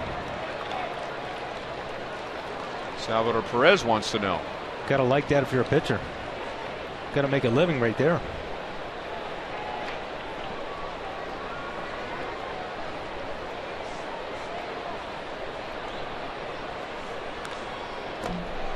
All of a sudden, out of nowhere, fans have started turning on some little lights. It's like a bunch of fireflies arrived at Angel Stadium. Did you notice that before? They started doing that last season. But I mean tonight? I mean, it just started in the last 30 seconds or so, didn't it? Yeah. Didn't notice it till now. Nice big hop for Hosmer. 3 up, 3 down for Vargas in the bottom of the 5th inning.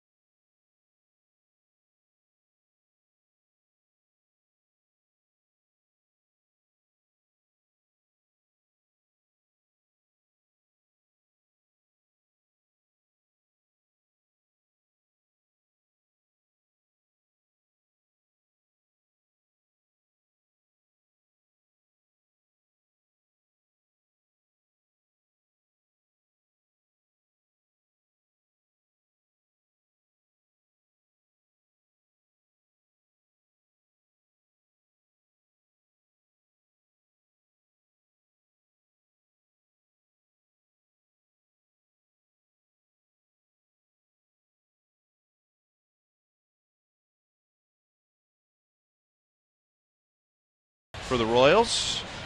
But they were bringing the lumber during the homestand against the White Sox. Yellowwood is bringing the lumber.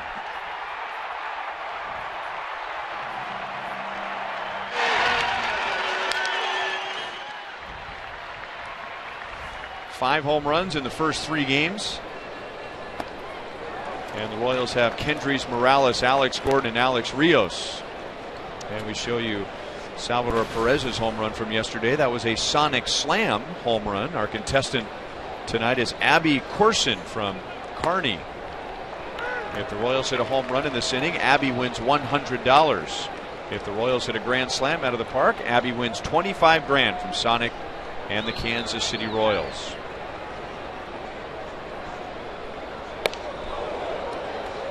One and two on Morales.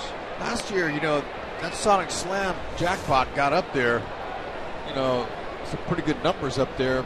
Something tells me this year they're not going to be that high because the way these guys swing the bats. Monty, what do you think? Well, if early games are any indication, I think you're right on something.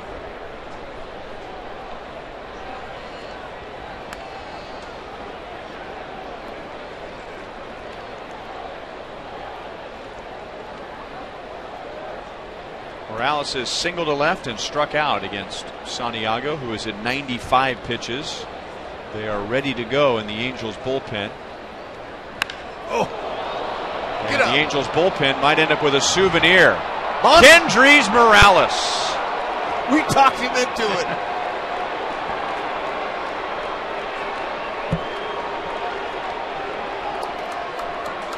Just wish it were a bigger park.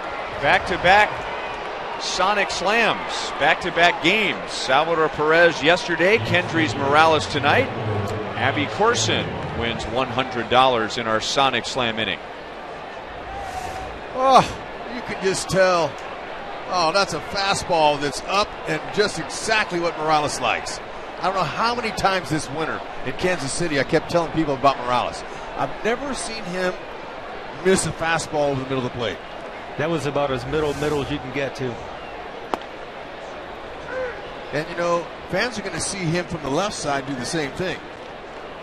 He's a very special ad and a nice complimentary ad. No doubt about that. Versatility, being a switch hitter. Guy's got experience, knows how to handle a bat. And he's very athletic. He can play first base. And he runs pretty good for a big man.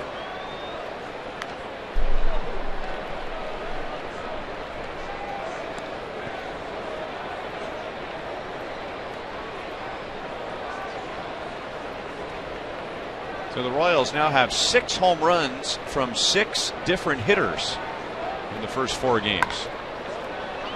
Alex reaching. Trout comes up to make the play. 1 down in the 6th inning. Let's go to Joel. Well, Ryan, back when the Royals got Kendrys Morales, I talked to Mark Gubicza. He said he's a pure hitter and an even better guy in the clubhouse. And today, talking to Mike Scioscia, who's going to make a pitching change now, he said he knows how to hit. A clutch player. He's free up there. He's not intimidated. Before that injury, he was on the verge of being a top 10 slugger in the league. Hector Santiago is done after 5 1/3 innings. And the Angels will make a Chevy call to the bullpen. Vinny Pestano.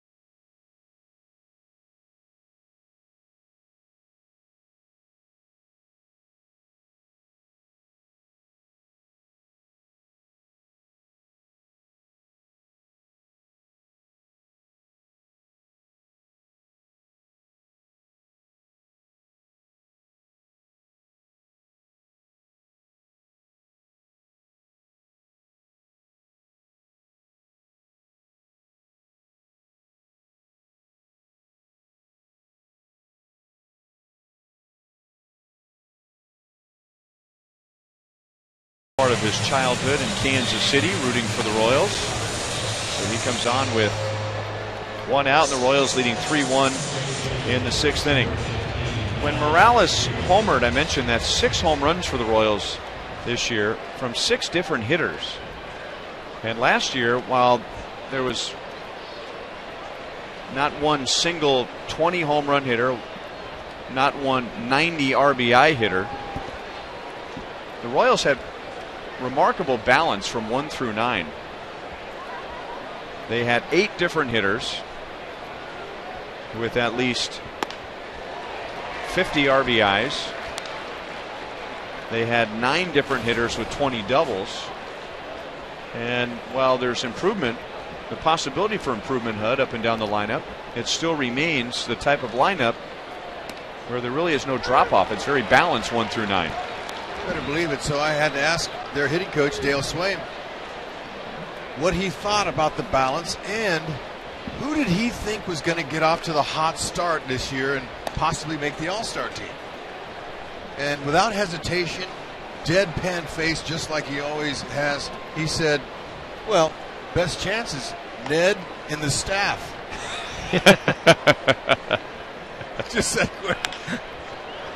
You know, that's easy to forget, but with the Royals going to the World Series, Ned Yost will be the manager in the All-Star game and bring the entire coaching staff. Yeah, after I laughed, I said, no, players, who's got a chance for you? And he goes, Salvador Perez, he's a definite candidate for sure, because they all know he's the best catcher in the league, but being an all-star is all about offensive numbers. He thought Lorenzo Cain had a good shot at being an all-star this year. And he said, it's all about the numbers, but also he said there's a lot of capable guys on this team that could be all-stars. And the beauty is now that he's going to be managing the club, he's going to have a lot more input in his roster than anyone in Kansas City has for a long time. Yeah, no more campaigning or politicking for his guys with another manager. He's the guy now who's going to be making those decisions. And he earned it.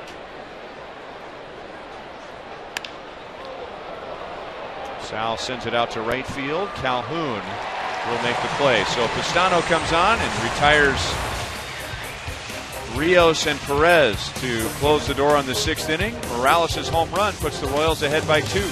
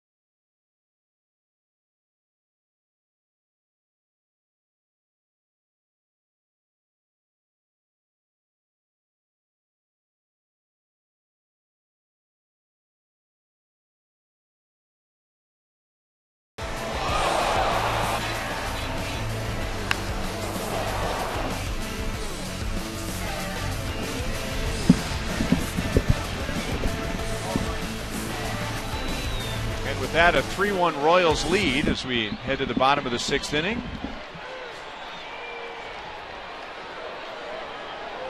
Mike Trout, Albert Pujols, and David Freese against Jason Vargas, who is coming up on 90 pitches. Trout has walked and grounded back to Vargas. 1 ball, 1 strike.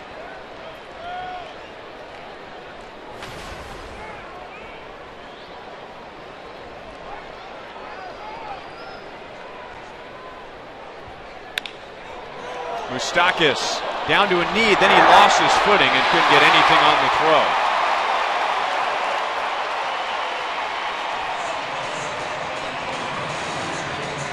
Well, Dyson was saying that's what speed do. Makes you rush.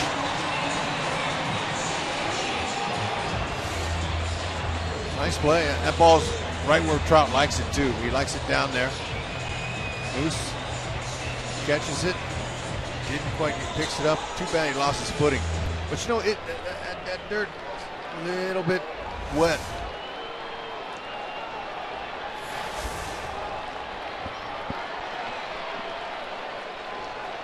Down and out over the plate, down and in. Very dangerous spots for Trout, which would be the opposite compared to Albert Pujols. And we showed you when he hit in the 3rd inning that, like most power hitters, that's where you want to pitch him down.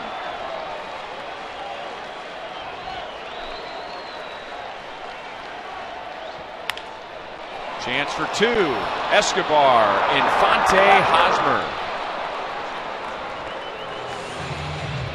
Roll him up. That was such a huge pitch he just made on Albert Pujols. This is the inning of the game. It really means so much because you got that bullpen that's starting to throw down there a little bit right now. If you can get this ball, if you get one more out in this inning, you can hand it over to the bullpen if you want to. But Vargas just a really, really quality pitch right there for the double play. Starting pitching has been stellar so far.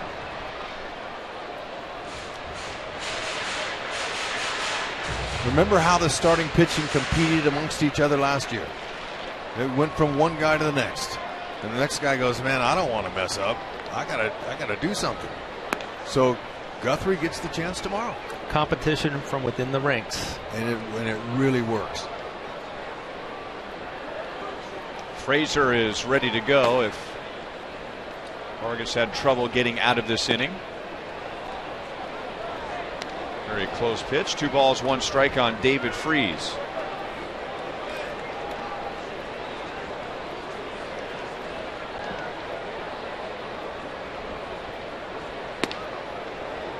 And that just missed. 3-1. Vargas continues to thrive here. We told you in the 1st inning his career ERA before tonight in this ballpark is under 2.9. To the wall, Kane leaping, and it's just beyond his reach. So that double play was huge because the Freese home run makes it a 1-run game.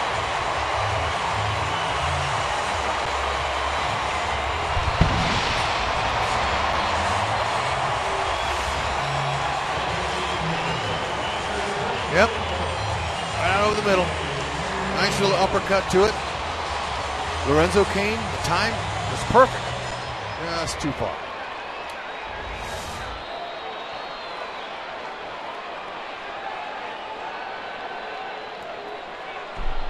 Now ball 1 to C.J. Cron. Those solar home runs don't hurt you as bad as those 3 runners. That's why that double play was so big.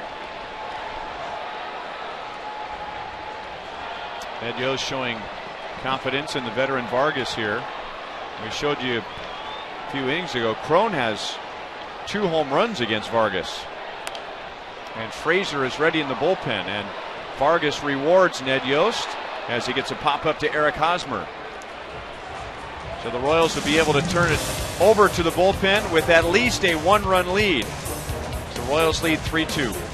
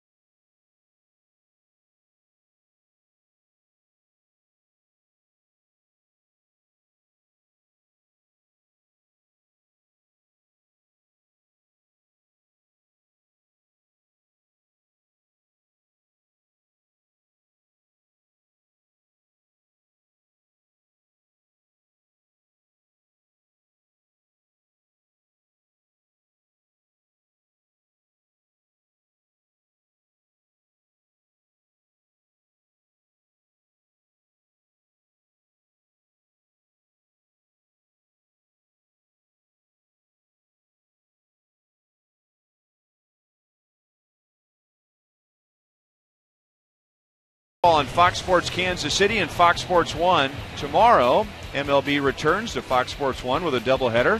The Red Sox take on the Yankees in the Bronx, followed by this playoff rematch between the Royals and the Angels. Coverage begins at 11:30 on Fox Sports 1 and streaming live on Fox Sports Go, and then back here on Fox Sports Kansas City on Sunday afternoon. Vinny Pistano got the final 2 outs of the 6th inning. He stays on for Infante, Escobar, and Moustakas. He's a tough guy to pick up, especially for righties. He's got a little sidearm, fastball slider, kind of a slinger.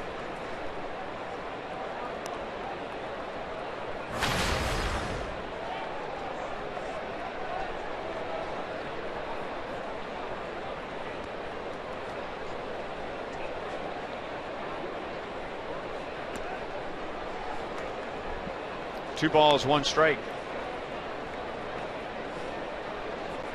He doesn't have the power on his fastball like our Royals back into the bullpen, but he gets away with it because he's deceptive. Shallow left field, and Cowgill will come up and make the play. 3 outs for Pistano, all in the air. He was really becoming one of the better setup men in the American League, pitching for the Cleveland Indians. And then in 2013, just kind of fell to pieces and spent a big chunk of that season back in the minor leagues. Only pitched in 13 games at the big league level with the Indians last year, and then finished the year with the Angels. Alcides Escobar getting hits and getting on base as the Royals leadoff man, on base 2 more times tonight with a walk, a single, and he has scored a run. No balls, 2 strikes.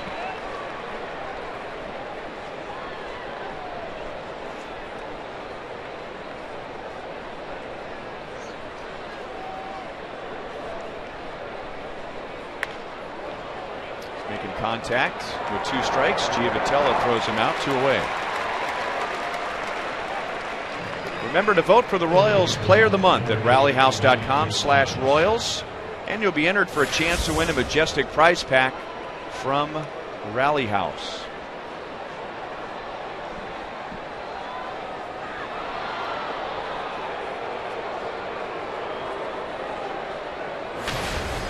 Timeout for just a moment as a beach ball is landed on the warning track in right center field.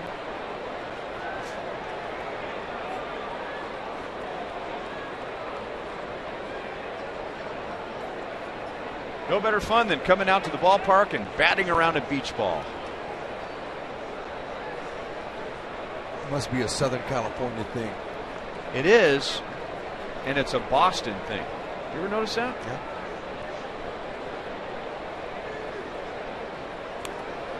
Moustakas has already been hit once. Hit back in the 3rd inning by Hector Santiago, otherwise 0 for 2. Remember, we saw Moose do this a lot in the spring, and they're going to play him to pull. He's going to get a pitch he can handle out over and drop it down, get on base.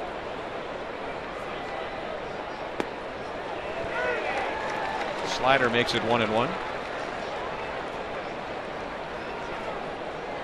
Now they're shifted in this at bat for Moustakas, but when he came up in the 1st inning and he swung at the first pitch, we didn't have a chance to show it to you, but the Angels were mostly straight up against him, and maybe they felt like against the left-hand pitcher Santiago that he may spray the ball to all fields. But now with Pistano on the mound, a right-hander, the Angels go to the shift. And now interesting, with 2 strikes, figuring that Moustakas might shorten up his swing, they stay in the shift, but not as pronounced.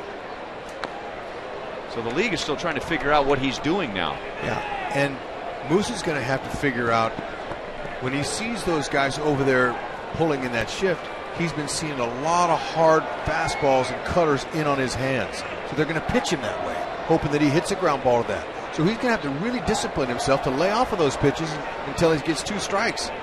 take them. And then, so he's learning, but he's a different player this year, different guy too. He's more confident. He doesn't have that insecurity that Philly had last year. He's a different guy. Playoffs will do that, just like Dale Swaim said. He said, look, playoffs, these guys realize what they can do. So hits by direction.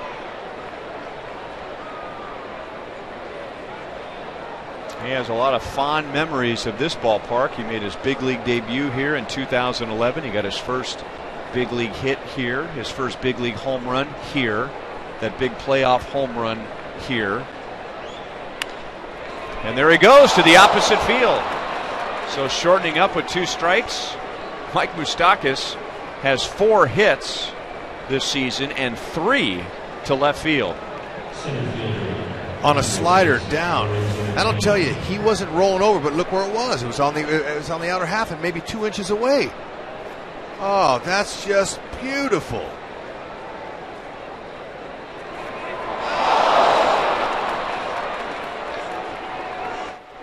Okay, watch him take his hands back.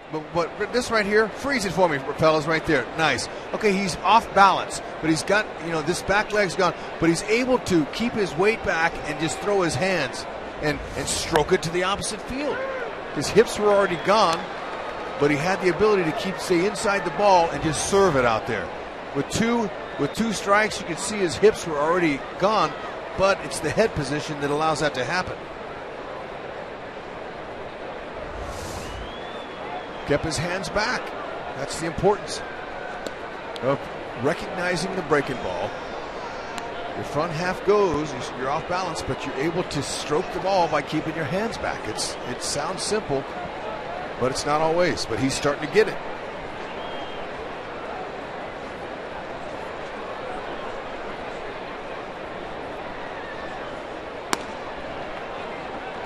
Outside to Lorenzo Cain. Lorenzo has scored a run and he has driven in a run tonight. Tied with Eric Hosmer for the team lead with 5 RBIs.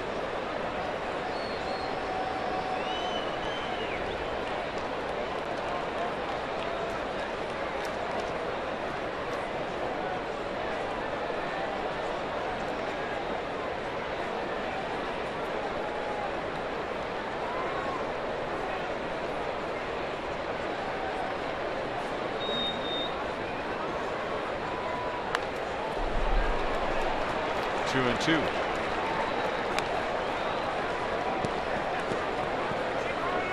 I asked Lorenzo today if his shoulder was sore from crashing into that wall. He goes, a little stiff, but ain't going to keep me out of the lineup.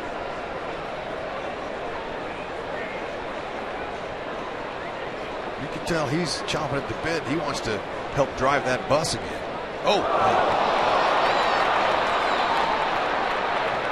Moustakas will go to second base on the throwing error by Pistano.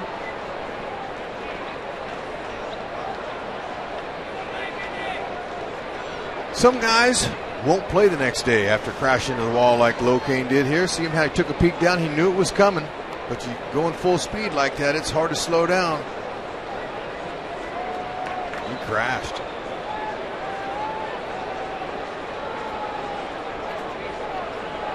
How many times did we see a Royals pitcher do that last season? And now this season. Okay, runner in scoring position, 2 outs. Facing Pistano, he knows he's got a pretty good slider. And most likely, when he throws that sidearm like that, that's what he's going to want to get Lorenzo to strike out on. He wants to try to get one out of the dirt. In the dirt for him. Boy, that got a lot of the plate. When it was up, he was looking slider because he was late on it.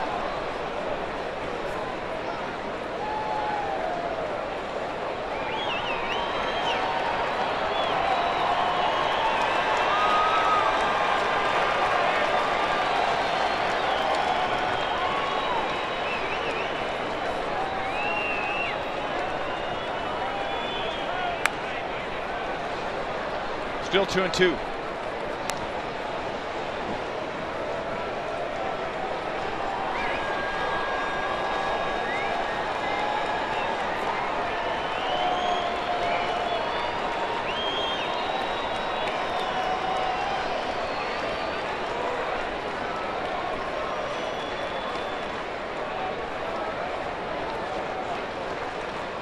Lorenzo can find a way to get this run home.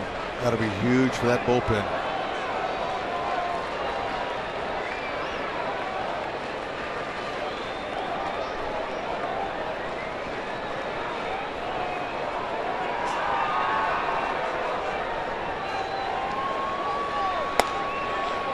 Three and two with Hosmer on deck.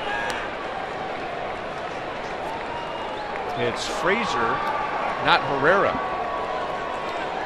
getting ready for the 7th inning. Bottom of the 7th inning. Holland pitched the last 2 games.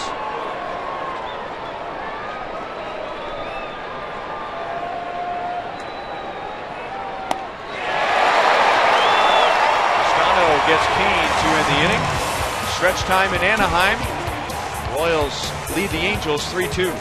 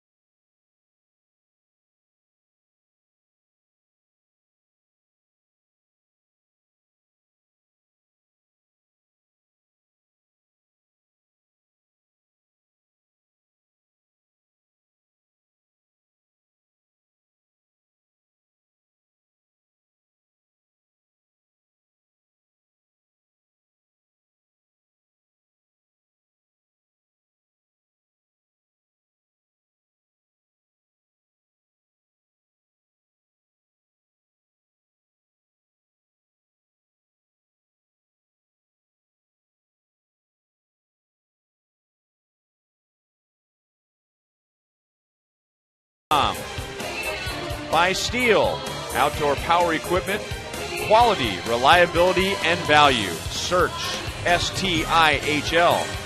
And by Academy Sports and Outdoors, right stuff, low price, every day.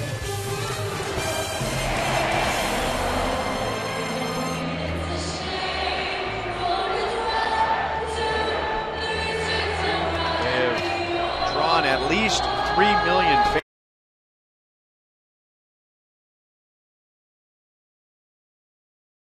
Their 12th straight. Only the Yankees have done that over the last 12 years, or 11 years, going on 12. Chevy called to the bullpen. Bottom of the 7th inning. Jason Frazier, not Kelvin Herrera. And Frazier will pitch to Eric Ibar, Chris Iannetta, and Colin Cowgill. Jason Vargas went 6 strong innings, giving up just a couple of runs.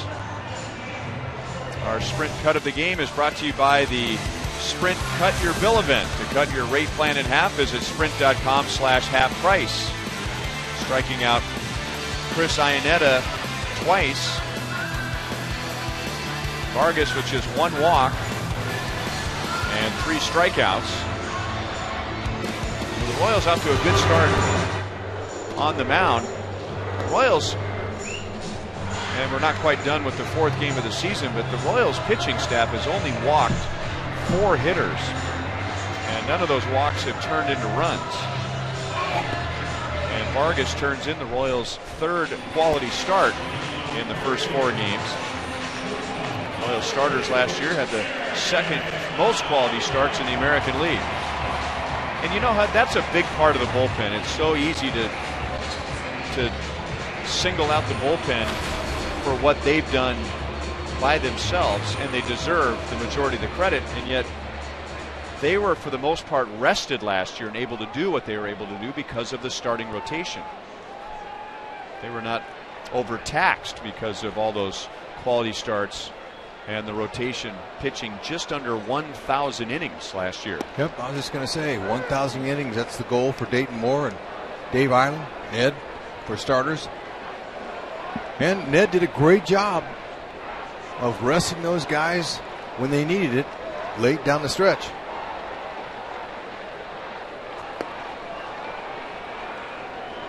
Oh, 2 on Eric Ibar, pitching coach Dave Island. Royals 2 years ago went from 9th in the American League in ERA to 1st in the American League in ERA, and last year, in advancing to the playoffs in the World Series, were 4th in the American League in ERA, all under the leadership of Dave Island. And he'll tell you that it's the guys that are getting the job done because he's humble. But I tell him, look, you pay attention to detail. Since you got here, you made these guys be accountable.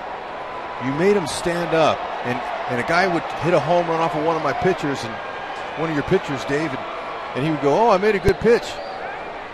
And you didn't have none of that. You weren't buying that. You read the same newspaper everybody else does. So, Dave, you got those guys down, and you scolded them and said, hey, look, be accountable. That was a bad pitch. So Dave has made his way here. He has got his philosophy in with these players, and he's made some good mechanical adjustments with several different guys. That, to me, along with that success, tells me he's one of the best pitching coaches in the American League for sure.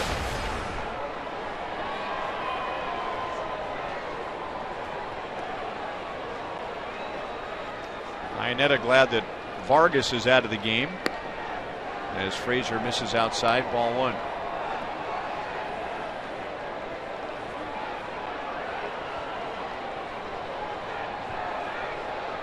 Frazier. Good fastball, very good slider. And there, caught a little bit too much of the plate. And he's got a split finger that he'll use to a lefty. Franklin Morales ready behind Frazier. Probably had come on 2 batters down the road, or maybe 3 batters down the road. It's Cole Calhoun is a left-hand hitting leadoff man. Frazier had a big outing for the Royals Wednesday night in their win over the White Sox. Coming on with 2 on and nobody out. Face 3 and retire 3 with a couple of strikeouts, setting things up for Herrera, Davis, and Holland.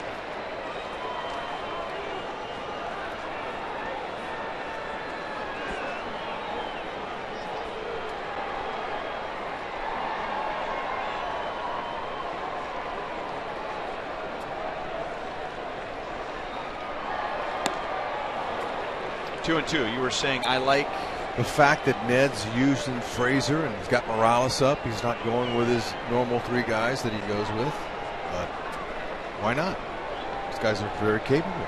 Ned likes his bullpen better than he did last year. And Hoach isn't here yet.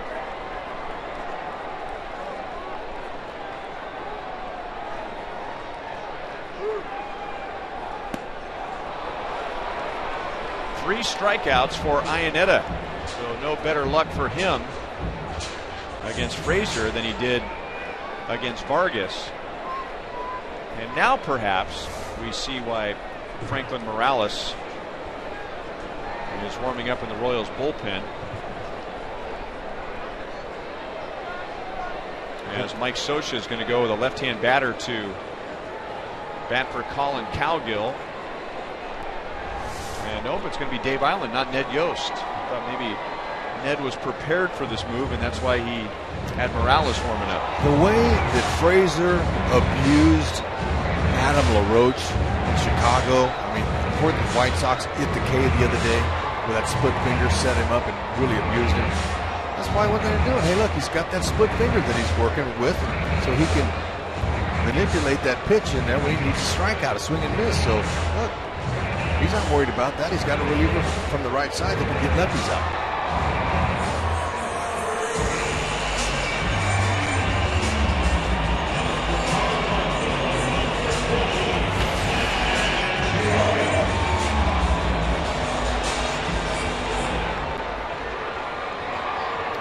Seen a lot of Nat Joyce with the Rays and with the Tigers, and has very good career numbers against the Royals.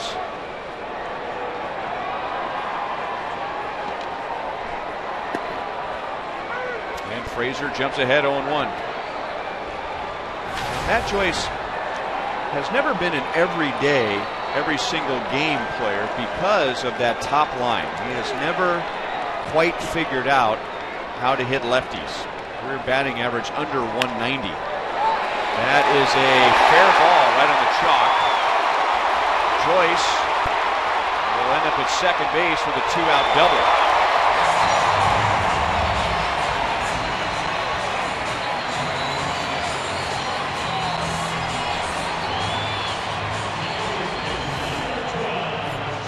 Hey, fastball. It was in a good spot, but it was elevated. It was up, and that ball caught chalk. Every bit of the chalk. I guarantee Joyce was talking to that ball going down there, and a nice acquisition by the Angels, knowing the Josh Hamilton situation. Joyce playing left field. Gio having a chance and opportunity here to do some damage. Tie it up.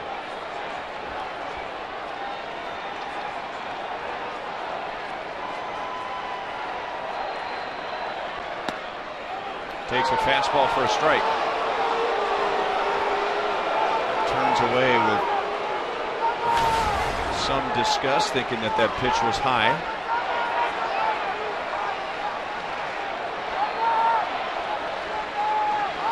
Well, it's really a good spot for Gio. You don't think he's going to take you deep. Frazier's trying to get him to pop the ball up. 1-1. He's got some pop. But in a night game here at the Big A, it's advisable to pitch him up in the zone. Sliders down. Now Kelvin Herrera begins to warm up.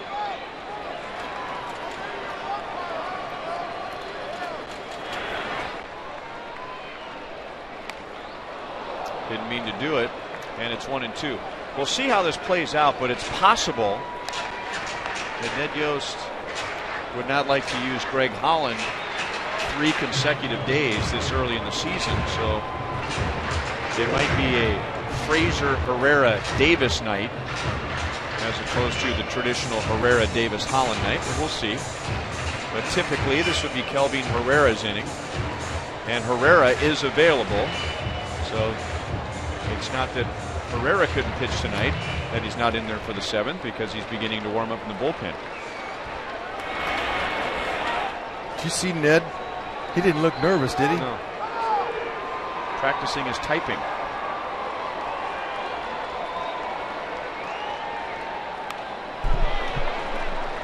Vitello had a pretty good swing. Yeah, and Frazier gave a hop like, ooh, man, I got away with that one because that was elevated.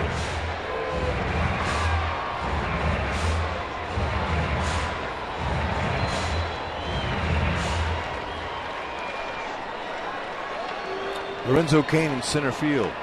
He's coming in a few steps and moving towards right now, because with 2 strikes on Gio, he knows that he's going to try to dump that ball out there in right center.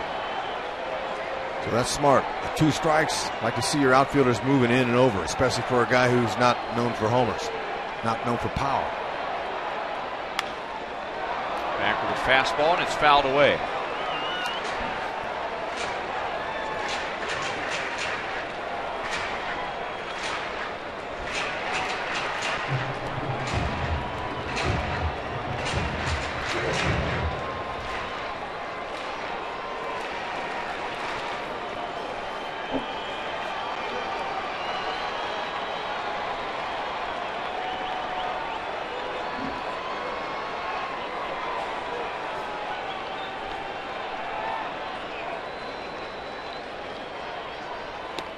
Did he go? Yes, he did. So it's Frazier in the 7th inning. And it is a scoreless 7th inning as the Angels leave the tying run in scoring position.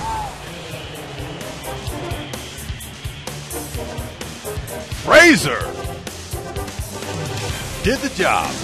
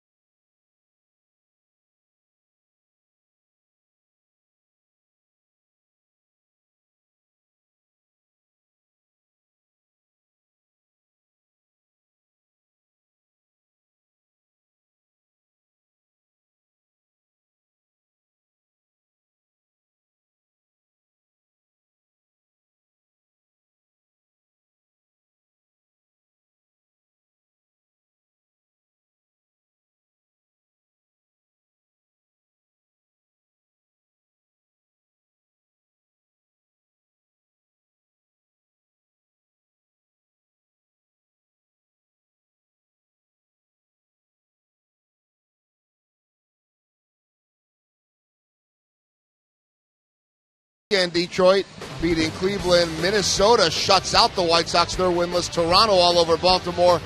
And Oakland, Taijuan Walker, their young star, gave up for Seattle 9 earned runs in 3 1/3. Our Mazda game break takes us to that game. Call them country breakfast, or that's what speed do, or we'll break them all out. That's an infield single RBI for Billy Butler. Looking a little fast in those white shoes. A's all over the Mariners. Should also mention, guys, the Yankees and Red Sox, they're in the 15th inning right now. I saw a tweet that said that Mark Teixeira went from 34 to 35 in that game. His birthday is on Saturday. It's now Saturday there. Well, they may not always go 15 innings, but when those two teams get together, it probably feels like 15 innings. This is Jose Alvarez. Royals have a couple of lefties coming up, beginning with Eric Hosmer, then the switch hitting Kendrys Morales, and left hand hitting Alex Gordon.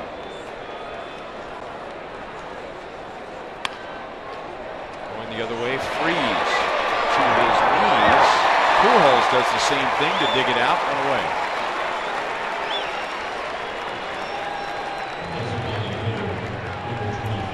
Hosmer had the right idea. Freeze was playing him over in that hole. Look at how far over he was. Hosmer saying that ain't right. Next to the spin move. Albert stayed on the back. Freeze is in a lot better shape this year. Joyce in left.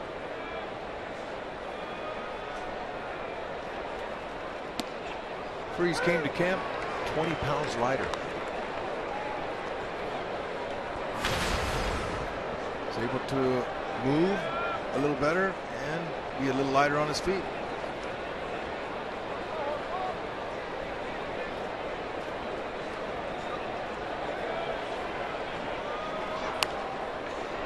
Royals have now homered in each of their first 4 games. And back in the 6th inning, our Chrysler drive of the game.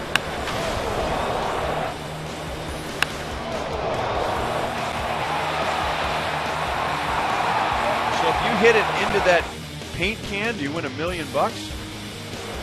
Can you bounce it in there? Okay, you cannot bounce the ball into the paint can, but if a home run lands in that paint can, the Angels will donate $1 million, along with Sherwin-Williams. It says Angels home run in the can. Oh, okay. So if Morales does it right here, it doesn't count. It's no go.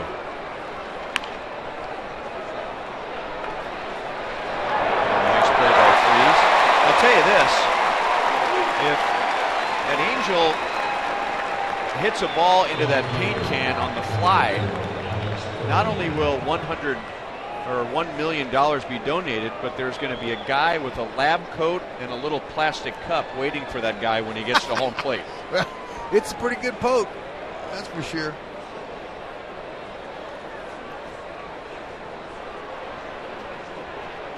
I bet Pujols and Trout could reach that. Another hit back.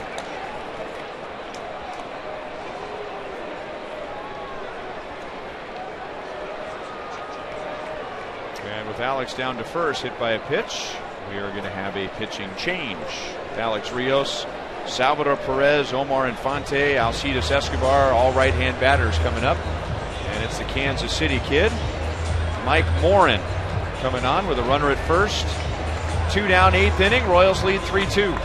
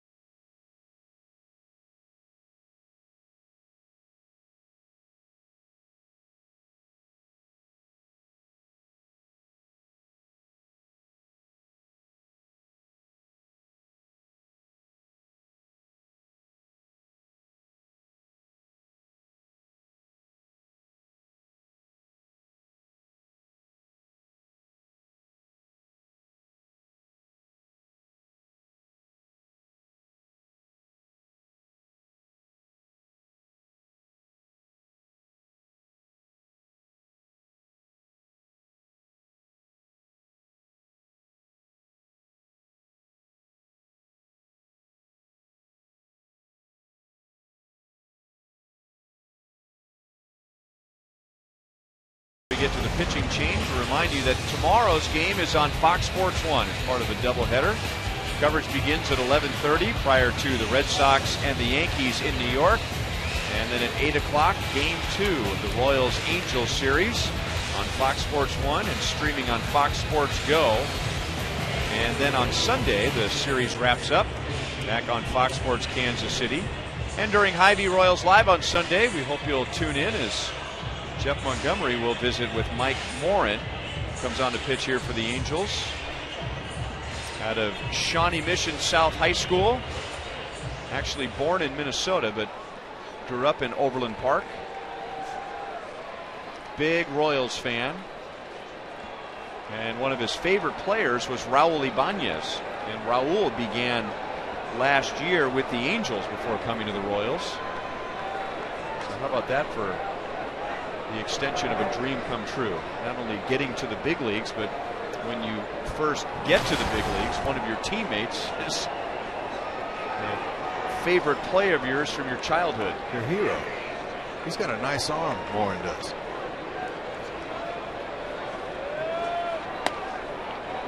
He's got a nice fastball, 93 to 95, slider and a changeup. 23 years young. Second year.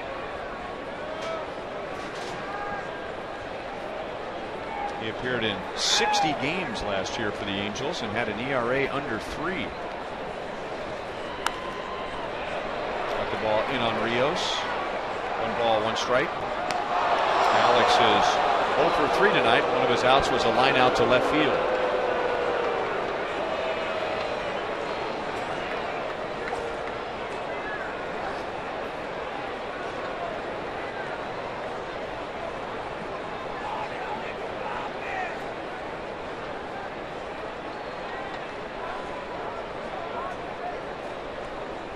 I got to watch this young man work out this winter.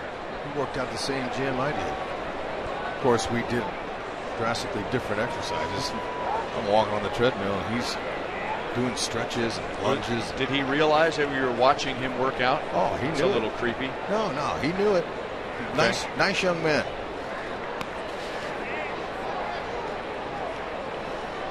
Out of Shawnee Mission South, he was drafted by the Royals, but in the later rounds of 09, the 40th round to be exact, and then went to the University of North Carolina.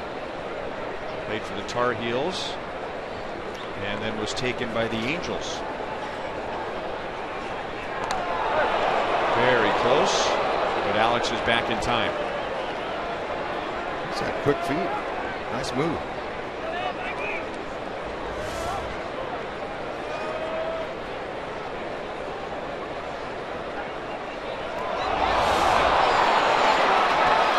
That's the second time in the last 2 innings that a pickoff throw has gotten past Albert Pujols. Castano had a throwing error last inning, allowing Moustakas to go to second base, and now Alex Gordon moves up to second. Yep, went to the well too many times there. Good thing it didn't hit Alex. Of course, wouldn't hurt him. But now you make it hurt. When you knock in the run.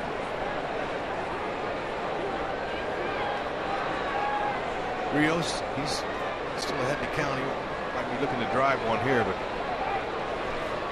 lousy single's all he needs.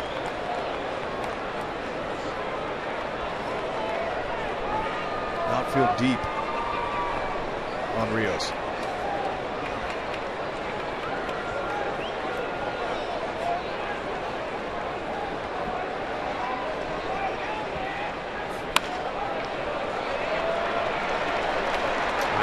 Throws out Rios. Morin gets the final out of the 8th inning.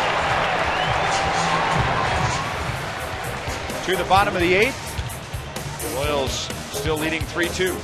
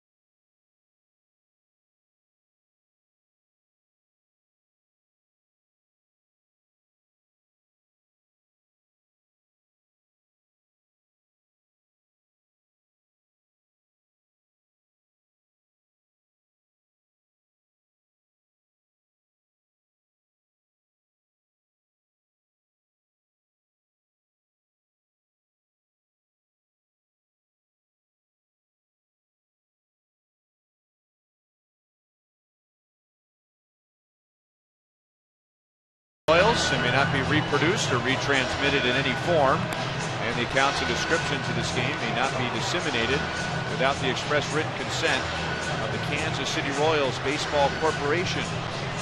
Ryan Lefevre, Rex Hudler, Joe Goldberg, Jeff Montgomery, with producer Joe Lavero, director Steve Kurtenbach, and our associate producers Al Broughton, Sam Abramson, and Dave Holtzman.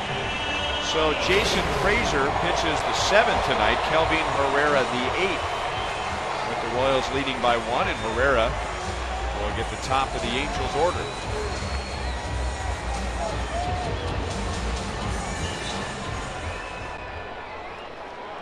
Royals will have to tune up their bats. Herrera going 98 to 100 at times. Got an excellent changeup and occasional slider.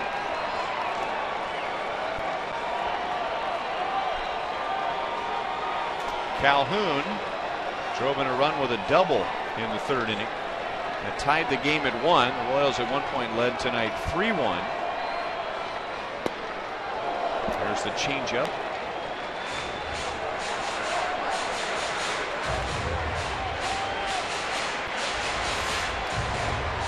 Well, I'll tell you what, that's a fastball with some hair on it.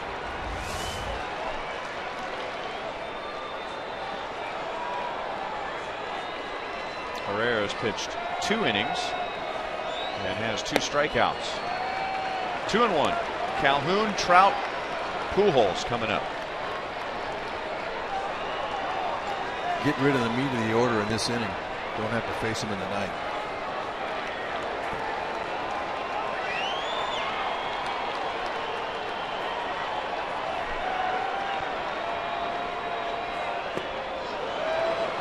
Two and 2. 94 miles an hour. Took a little something off that, a little two-seamer.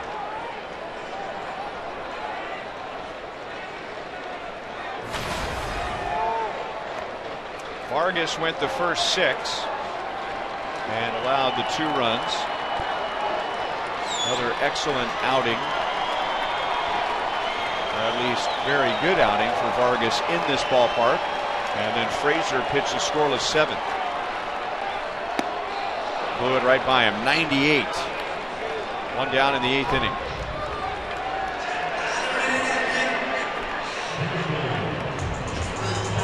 That's a big out because now Mike Trout comes up, and the best that he can do is tie the game. Okay, after throwing Calhoun two seamers that went away at 94, he pumped up with a 4-seamer there at around 98. Kelvin Herrera, the Royals' most trusted player, brought to you by the most trusted brand, Honda. And Ned Yost with trust in him this inning, pitching the 8th instead of his normal 7th inning with Calhoun, Trout, Pujols, and if anybody gets on, David Freese. Trout has been on twice. He has an infield single, and he's been on with a walk.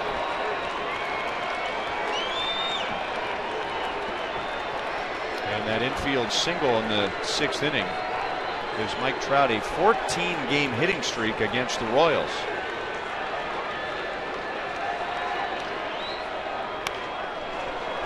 Oh and 2. 99 with that Herrera fastball. Royals bullpen to begin the regular season.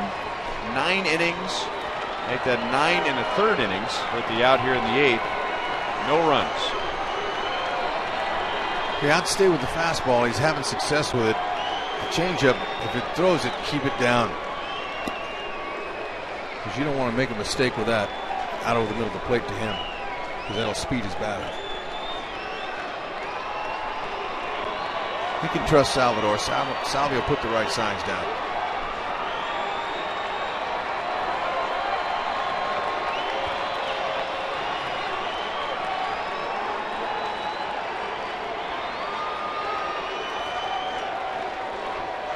Salvi looked like to me he wanted this next pitch up. Went right at him.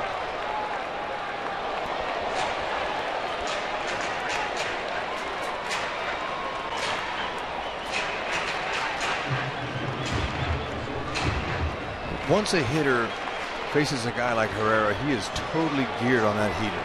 He is telling himself, I got to be quick. And if you do throw a changeup, you might could get him if you throw it down. Stays with a fastball, but Trout is a very good low ball hitter. Well, the Angels have the time run on with 1 out, but all things considered,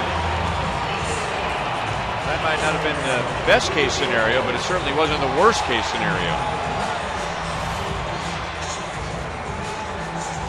Yep, that's right down there where he likes it, even though it was off the plate. A good inside-out stroke.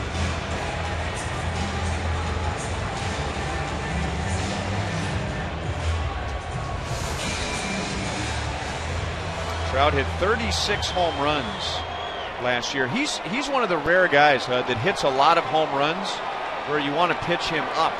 Exactly. Right? I mean, normally it's keep the ball down, but you're really pitching into his strength when you do that. And you know, last season we saw Trout at first base in the playoffs. Same situation. Angels down by a run. He was at first. It was late in the game. And I kept thinking he's going to got to try to steal second base here, and he didn't go. Same situation here, and you'd like to see if he can get a pitch. You know, but then he may not go because he knows Salvi is a good catch and throw guy, but also I'll be waiting on Albert. Albert Pujols would just punish the Royals when he was in St. Louis. It's been a much different story with the Angels. Good changeup over the outside. And of course, spending a chunk of his childhood in Kansas City, graduating from Fort Osage High School, going on to Maple Woods Junior College. He was at his very best at Kauffman Stadium while with the Cardinals.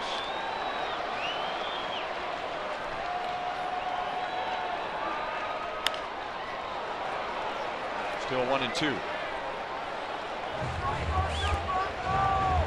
Born in the Dominican Republic, spent a short time in New York and then moved to Independence at age 16. Became an American citizen in 2006. Albert Pujols. Destroyed bat. The play is to first base. So the Royals get the second out. The Angels get the tying run in scoring position.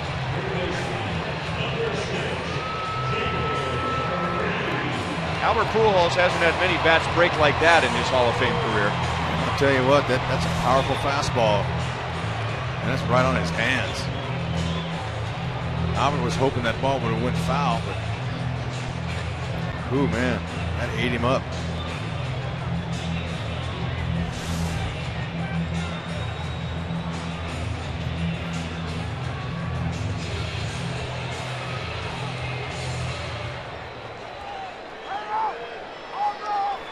So it's Herrera and David Freese who is homered tonight. Starts him off with a changeup.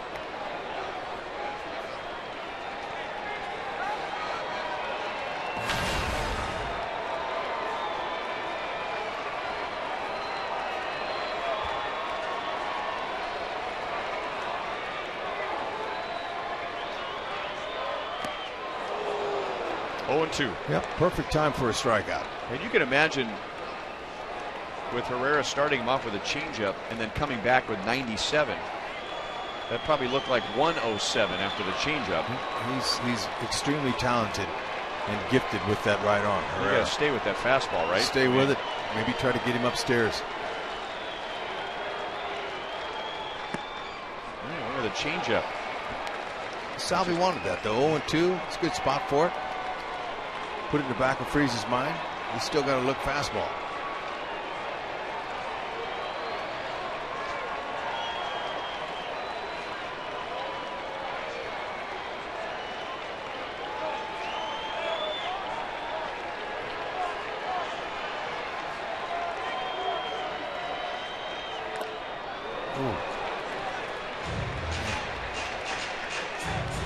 Salvi is going to have to walk that one off. That hurt.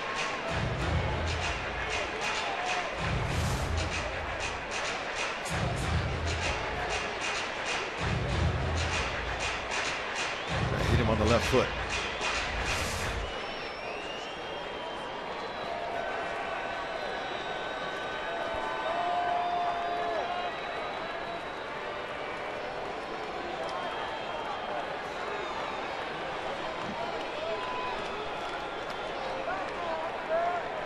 Salvador in just the first 4 games of this 2015 season has about 2 months worth of bruises and dings already. I'll say. 2-2.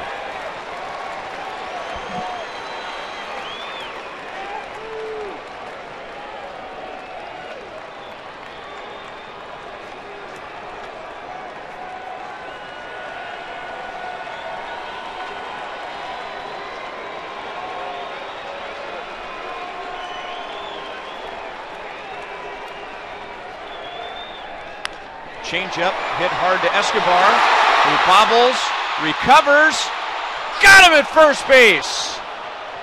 Eric Hosmer with a swipe pick to save an error and a run. Woo! That's that changeup. He was able to get to it.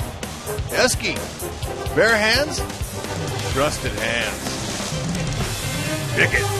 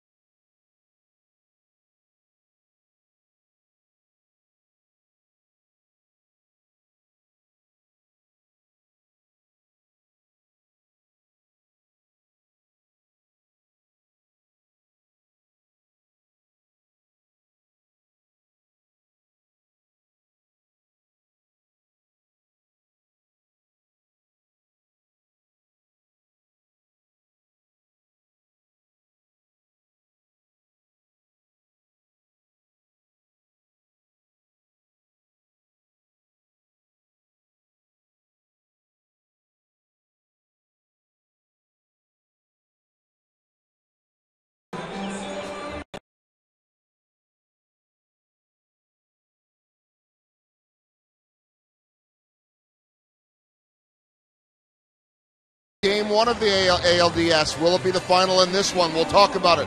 Coming up on Boulevard Royals Live with Royals Hall of Famer Jeff Montgomery. More power from the Royals, another home run. Excellent pitching. And will we be seeing Wade Davis closing it out in the ninth? That and reaction coming up on Boulevard Royals Live. Ryan? Okay, Joel. It appears that will be the case unless the Royals have a big rally here in the ninth inning as Wade Davis is playing catch in the Royals bullpen. So it would appear that Ned Yost, as we speculated earlier, wanted to stay away from Greg Holland tonight. And we will find out why, I'm sure, shortly after the game. Fernando Salas will pitch the top of the ninth inning. Outside to Salvador Perez. Sal is 0 for 3 so far. Fernando Salas. Fastball, slider, changeup. 88 to 93 with his fastball. Up the middle and into center field. Royals have the leadoff man on in the ninth inning, trying to add on.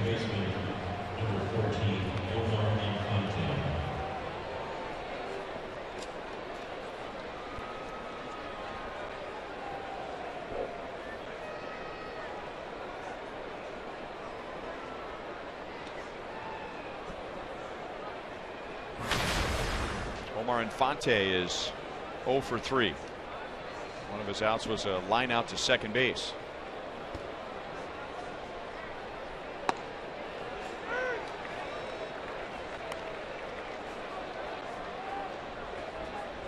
Royals scored in the first inning. Third time in 4 games that they scored in the first. Angels tied it in the third. Royals with runs in the 5th and the 6th for a 3-1 lead. The Angels got another run in the 6th. Lorenzo Cain, Eric Hosmer, and Kendrys Morales have driven in the Royals runs. Morales with a home run.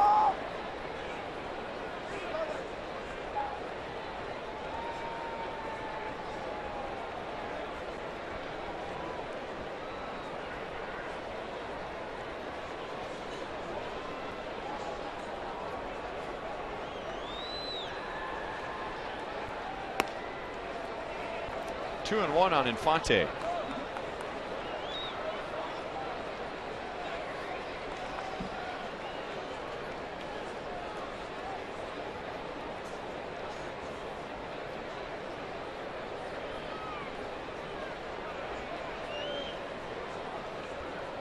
Salas has pitched one scoreless inning before tonight. There's a base hit into left field. 2 on, nobody out for the Royals in the 9th. Yep, little breaking ball that laid out front. Fonte just guided it in the hole. Time to pick up some insurance. Wouldn't be surprised if Escobar maybe sacrificed bunts here. Wouldn't be a bad idea. Maybe even try and bunt for a base hit. The plan A, base hit. Plan B, sacrifice. Right. On base 2 more times tonight. One of those with a walk. Angels are ready for the bunt.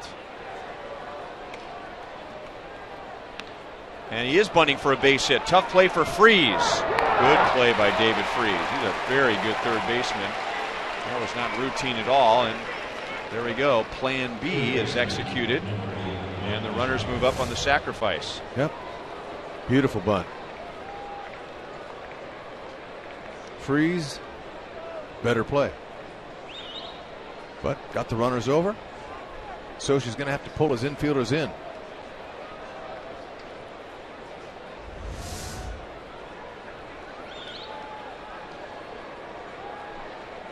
Infante at second base with the infielders in, he can get a big lead, especially that secondary lead.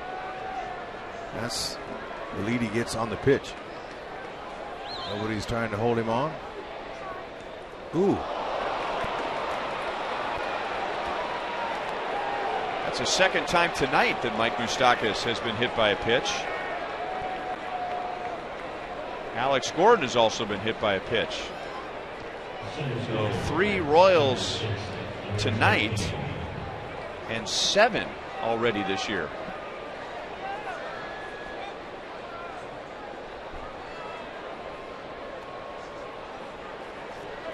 Applying the pressure. The Royals do that well. Small ball, long ball. They're doing it all.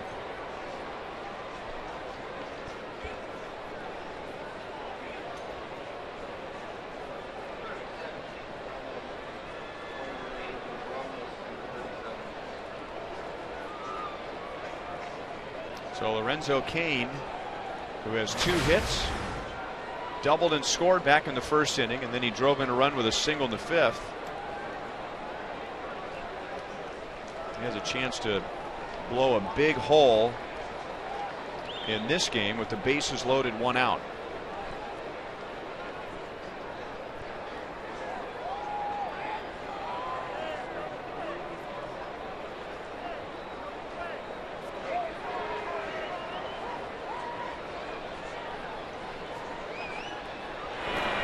Cesar Ramos warming up in a hurry in the Angel bullpen, perhaps getting ready for Eric Hosmer, who's on deck.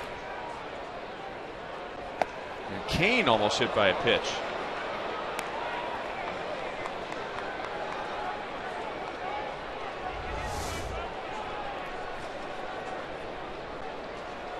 Lorenzo's, he's looking for something out over the plate he can stay up the middle with.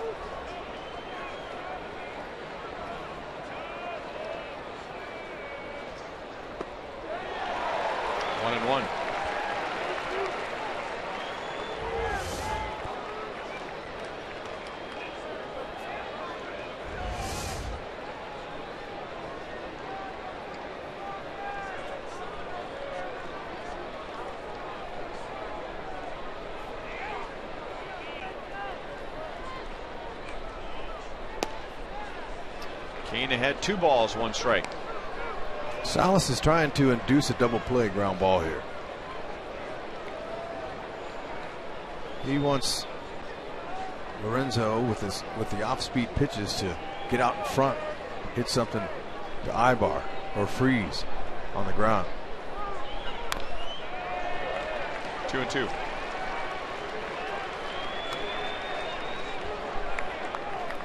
Cain will be tough to double up. Lorenzo not happy with himself. Not sure if it's because he thought he should have done more with that pitch or if he should have laid off that pitch.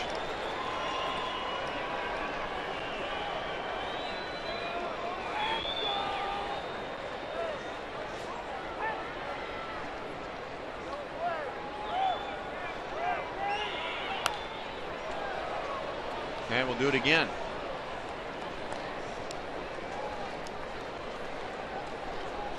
Royals have been applying the pressure all night. They have gone down 1-2-3 twice, and none since the 4th inning. They have left 7 on base. 3-2. Ooh, nice eye. Tempting. But Lorenzo learned from those other 2 swings he took on those pitches that chances are he might miss it. Waiting for the cookie.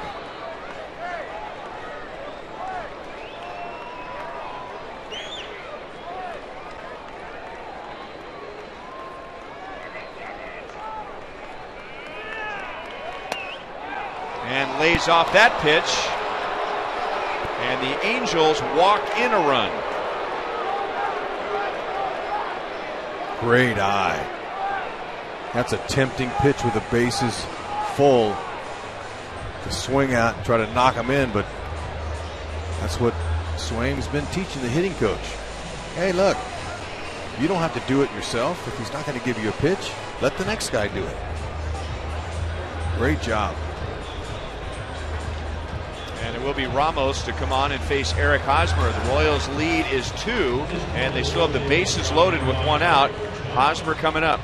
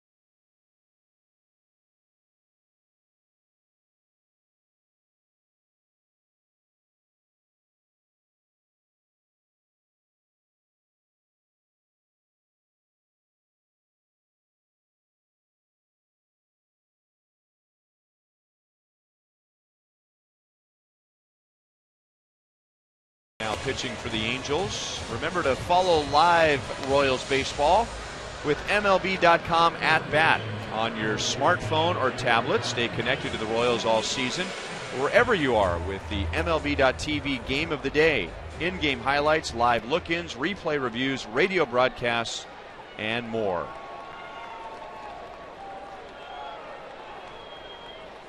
So Cesar Ramos, a little better against lefties than righties. And he inherits a mess. Bases loaded and 1 out. 9th inning. Hosmer grounds it foul. Ramos 87-93 with his fastball. He's a sink. He'll sink his fastball and he'll cut it. Slider and a changeup. Don't throw too many changeups to the left-handed batter. He's going to try to break the breaking ball away on Haas.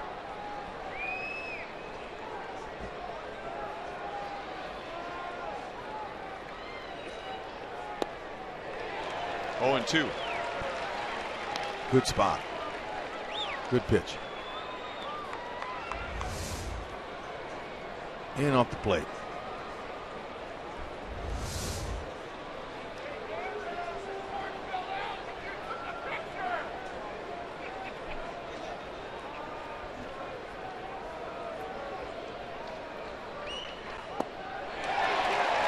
Ramos gets him on 3 pitches, 2 down.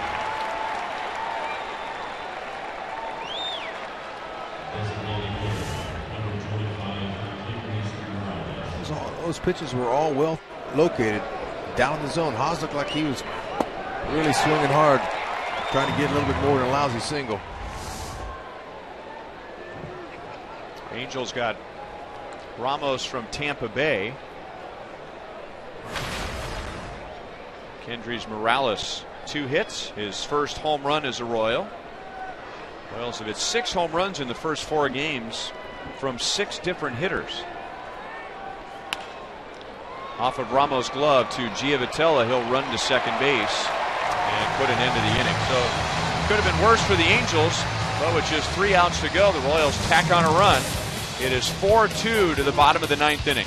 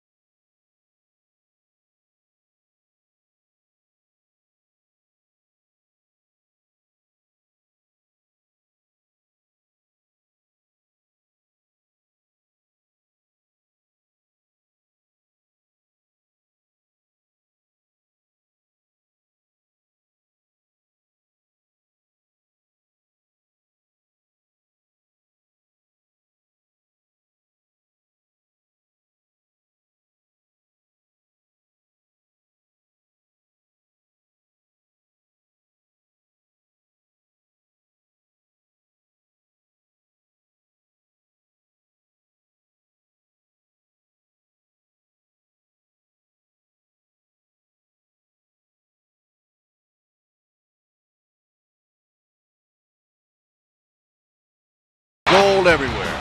Nice play by Kane. Moose got loose on the defense there. Little tip to the cap. Escobar made a little nervous, but look at Haas. Picking and grinning. That's right. Best defense in baseball, no question, and no arguments. Bottom of the 9th, it's Wade Davis. So tonight, it is not the typical HDH. It is FHD. As in Frazier in the 7th, Herrera in the 8th, and Davis in the 9th. Greg Holland pitched yesterday afternoon and Wednesday evening.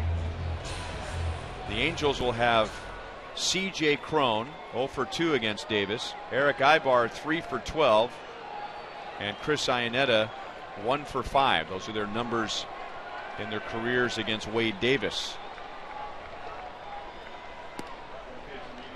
Over for strike 1.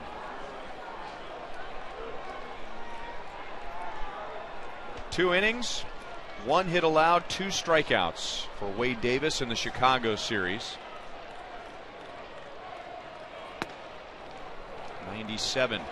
No balls, 2 strikes. Well, Ned talks about it, how proud he is of having 3 guys that could close for any other team in baseball, all on the same team.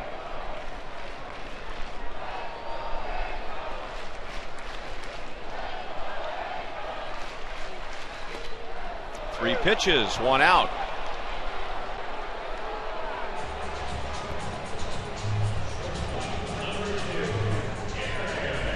Fastball 97, 98 with a 4-seamer. He'll cut his fastball at about 93, 94, and he's got that overhand curve. I don't know what the batter was looking for there. Cron, he's got to go.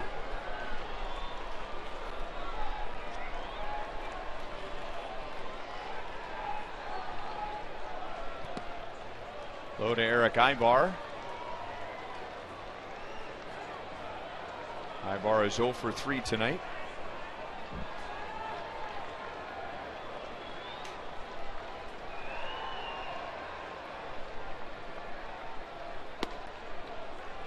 2-0. Angels have just not had many opportunities tonight.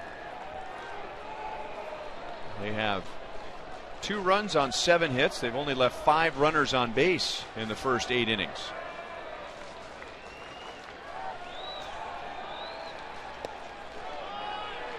Three and 0.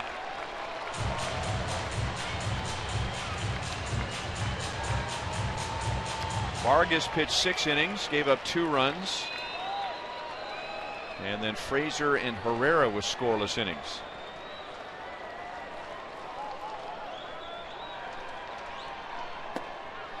And after the 3-pitch strikeout, a 4-pitch walk to Ibar, which immediately brings the potential tying run to the plate.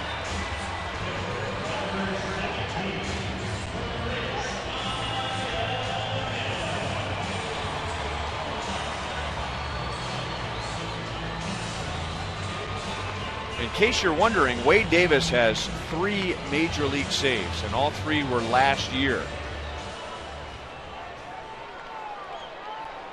He has pitched parts of 6 seasons in the big leagues, but only 2 of those out of the bullpen.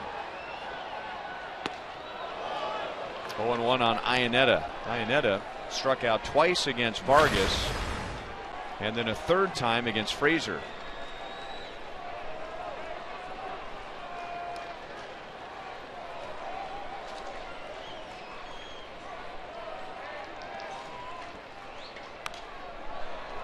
Oh, 2.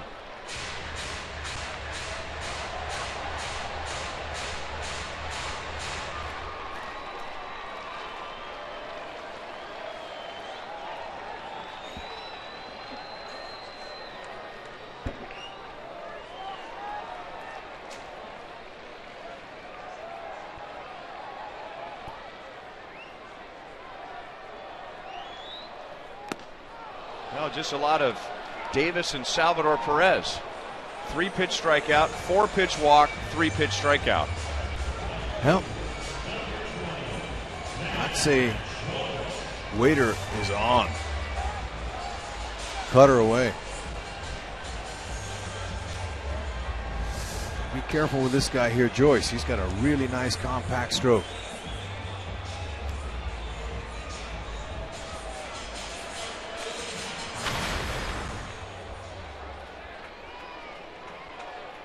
He doubled back in the 7th inning as a pinch hitter against Frazier and was left at second base.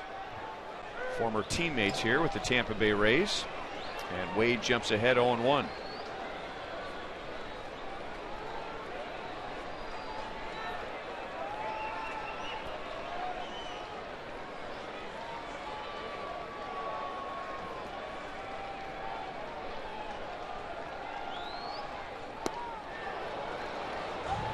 Royals are 1 strike away from improving to 4-0.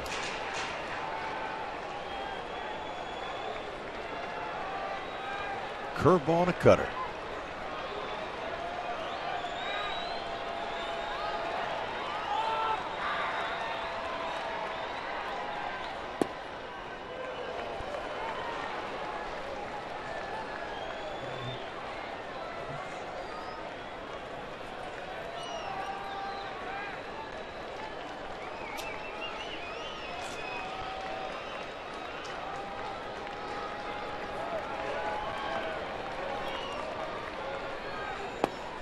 Got him looking. Well, Wade Davis ends up with his 4th career save as Matt Joyce is screaming at home plate umpire Bill Miller. The Royals improved to 4-0. It is their best start in 12 years. And they continue to give the Angels offense fits, going back to the first round of the playoffs last year. Kendrys Morales, the former Angel, homers for the Royals tonight, giving the Royals 6 home runs from 6 different hitters in the first 4 games. Woohoo! And that is a Waiter check, please. Kendrys Morales driving the offensive bus. Solid starting.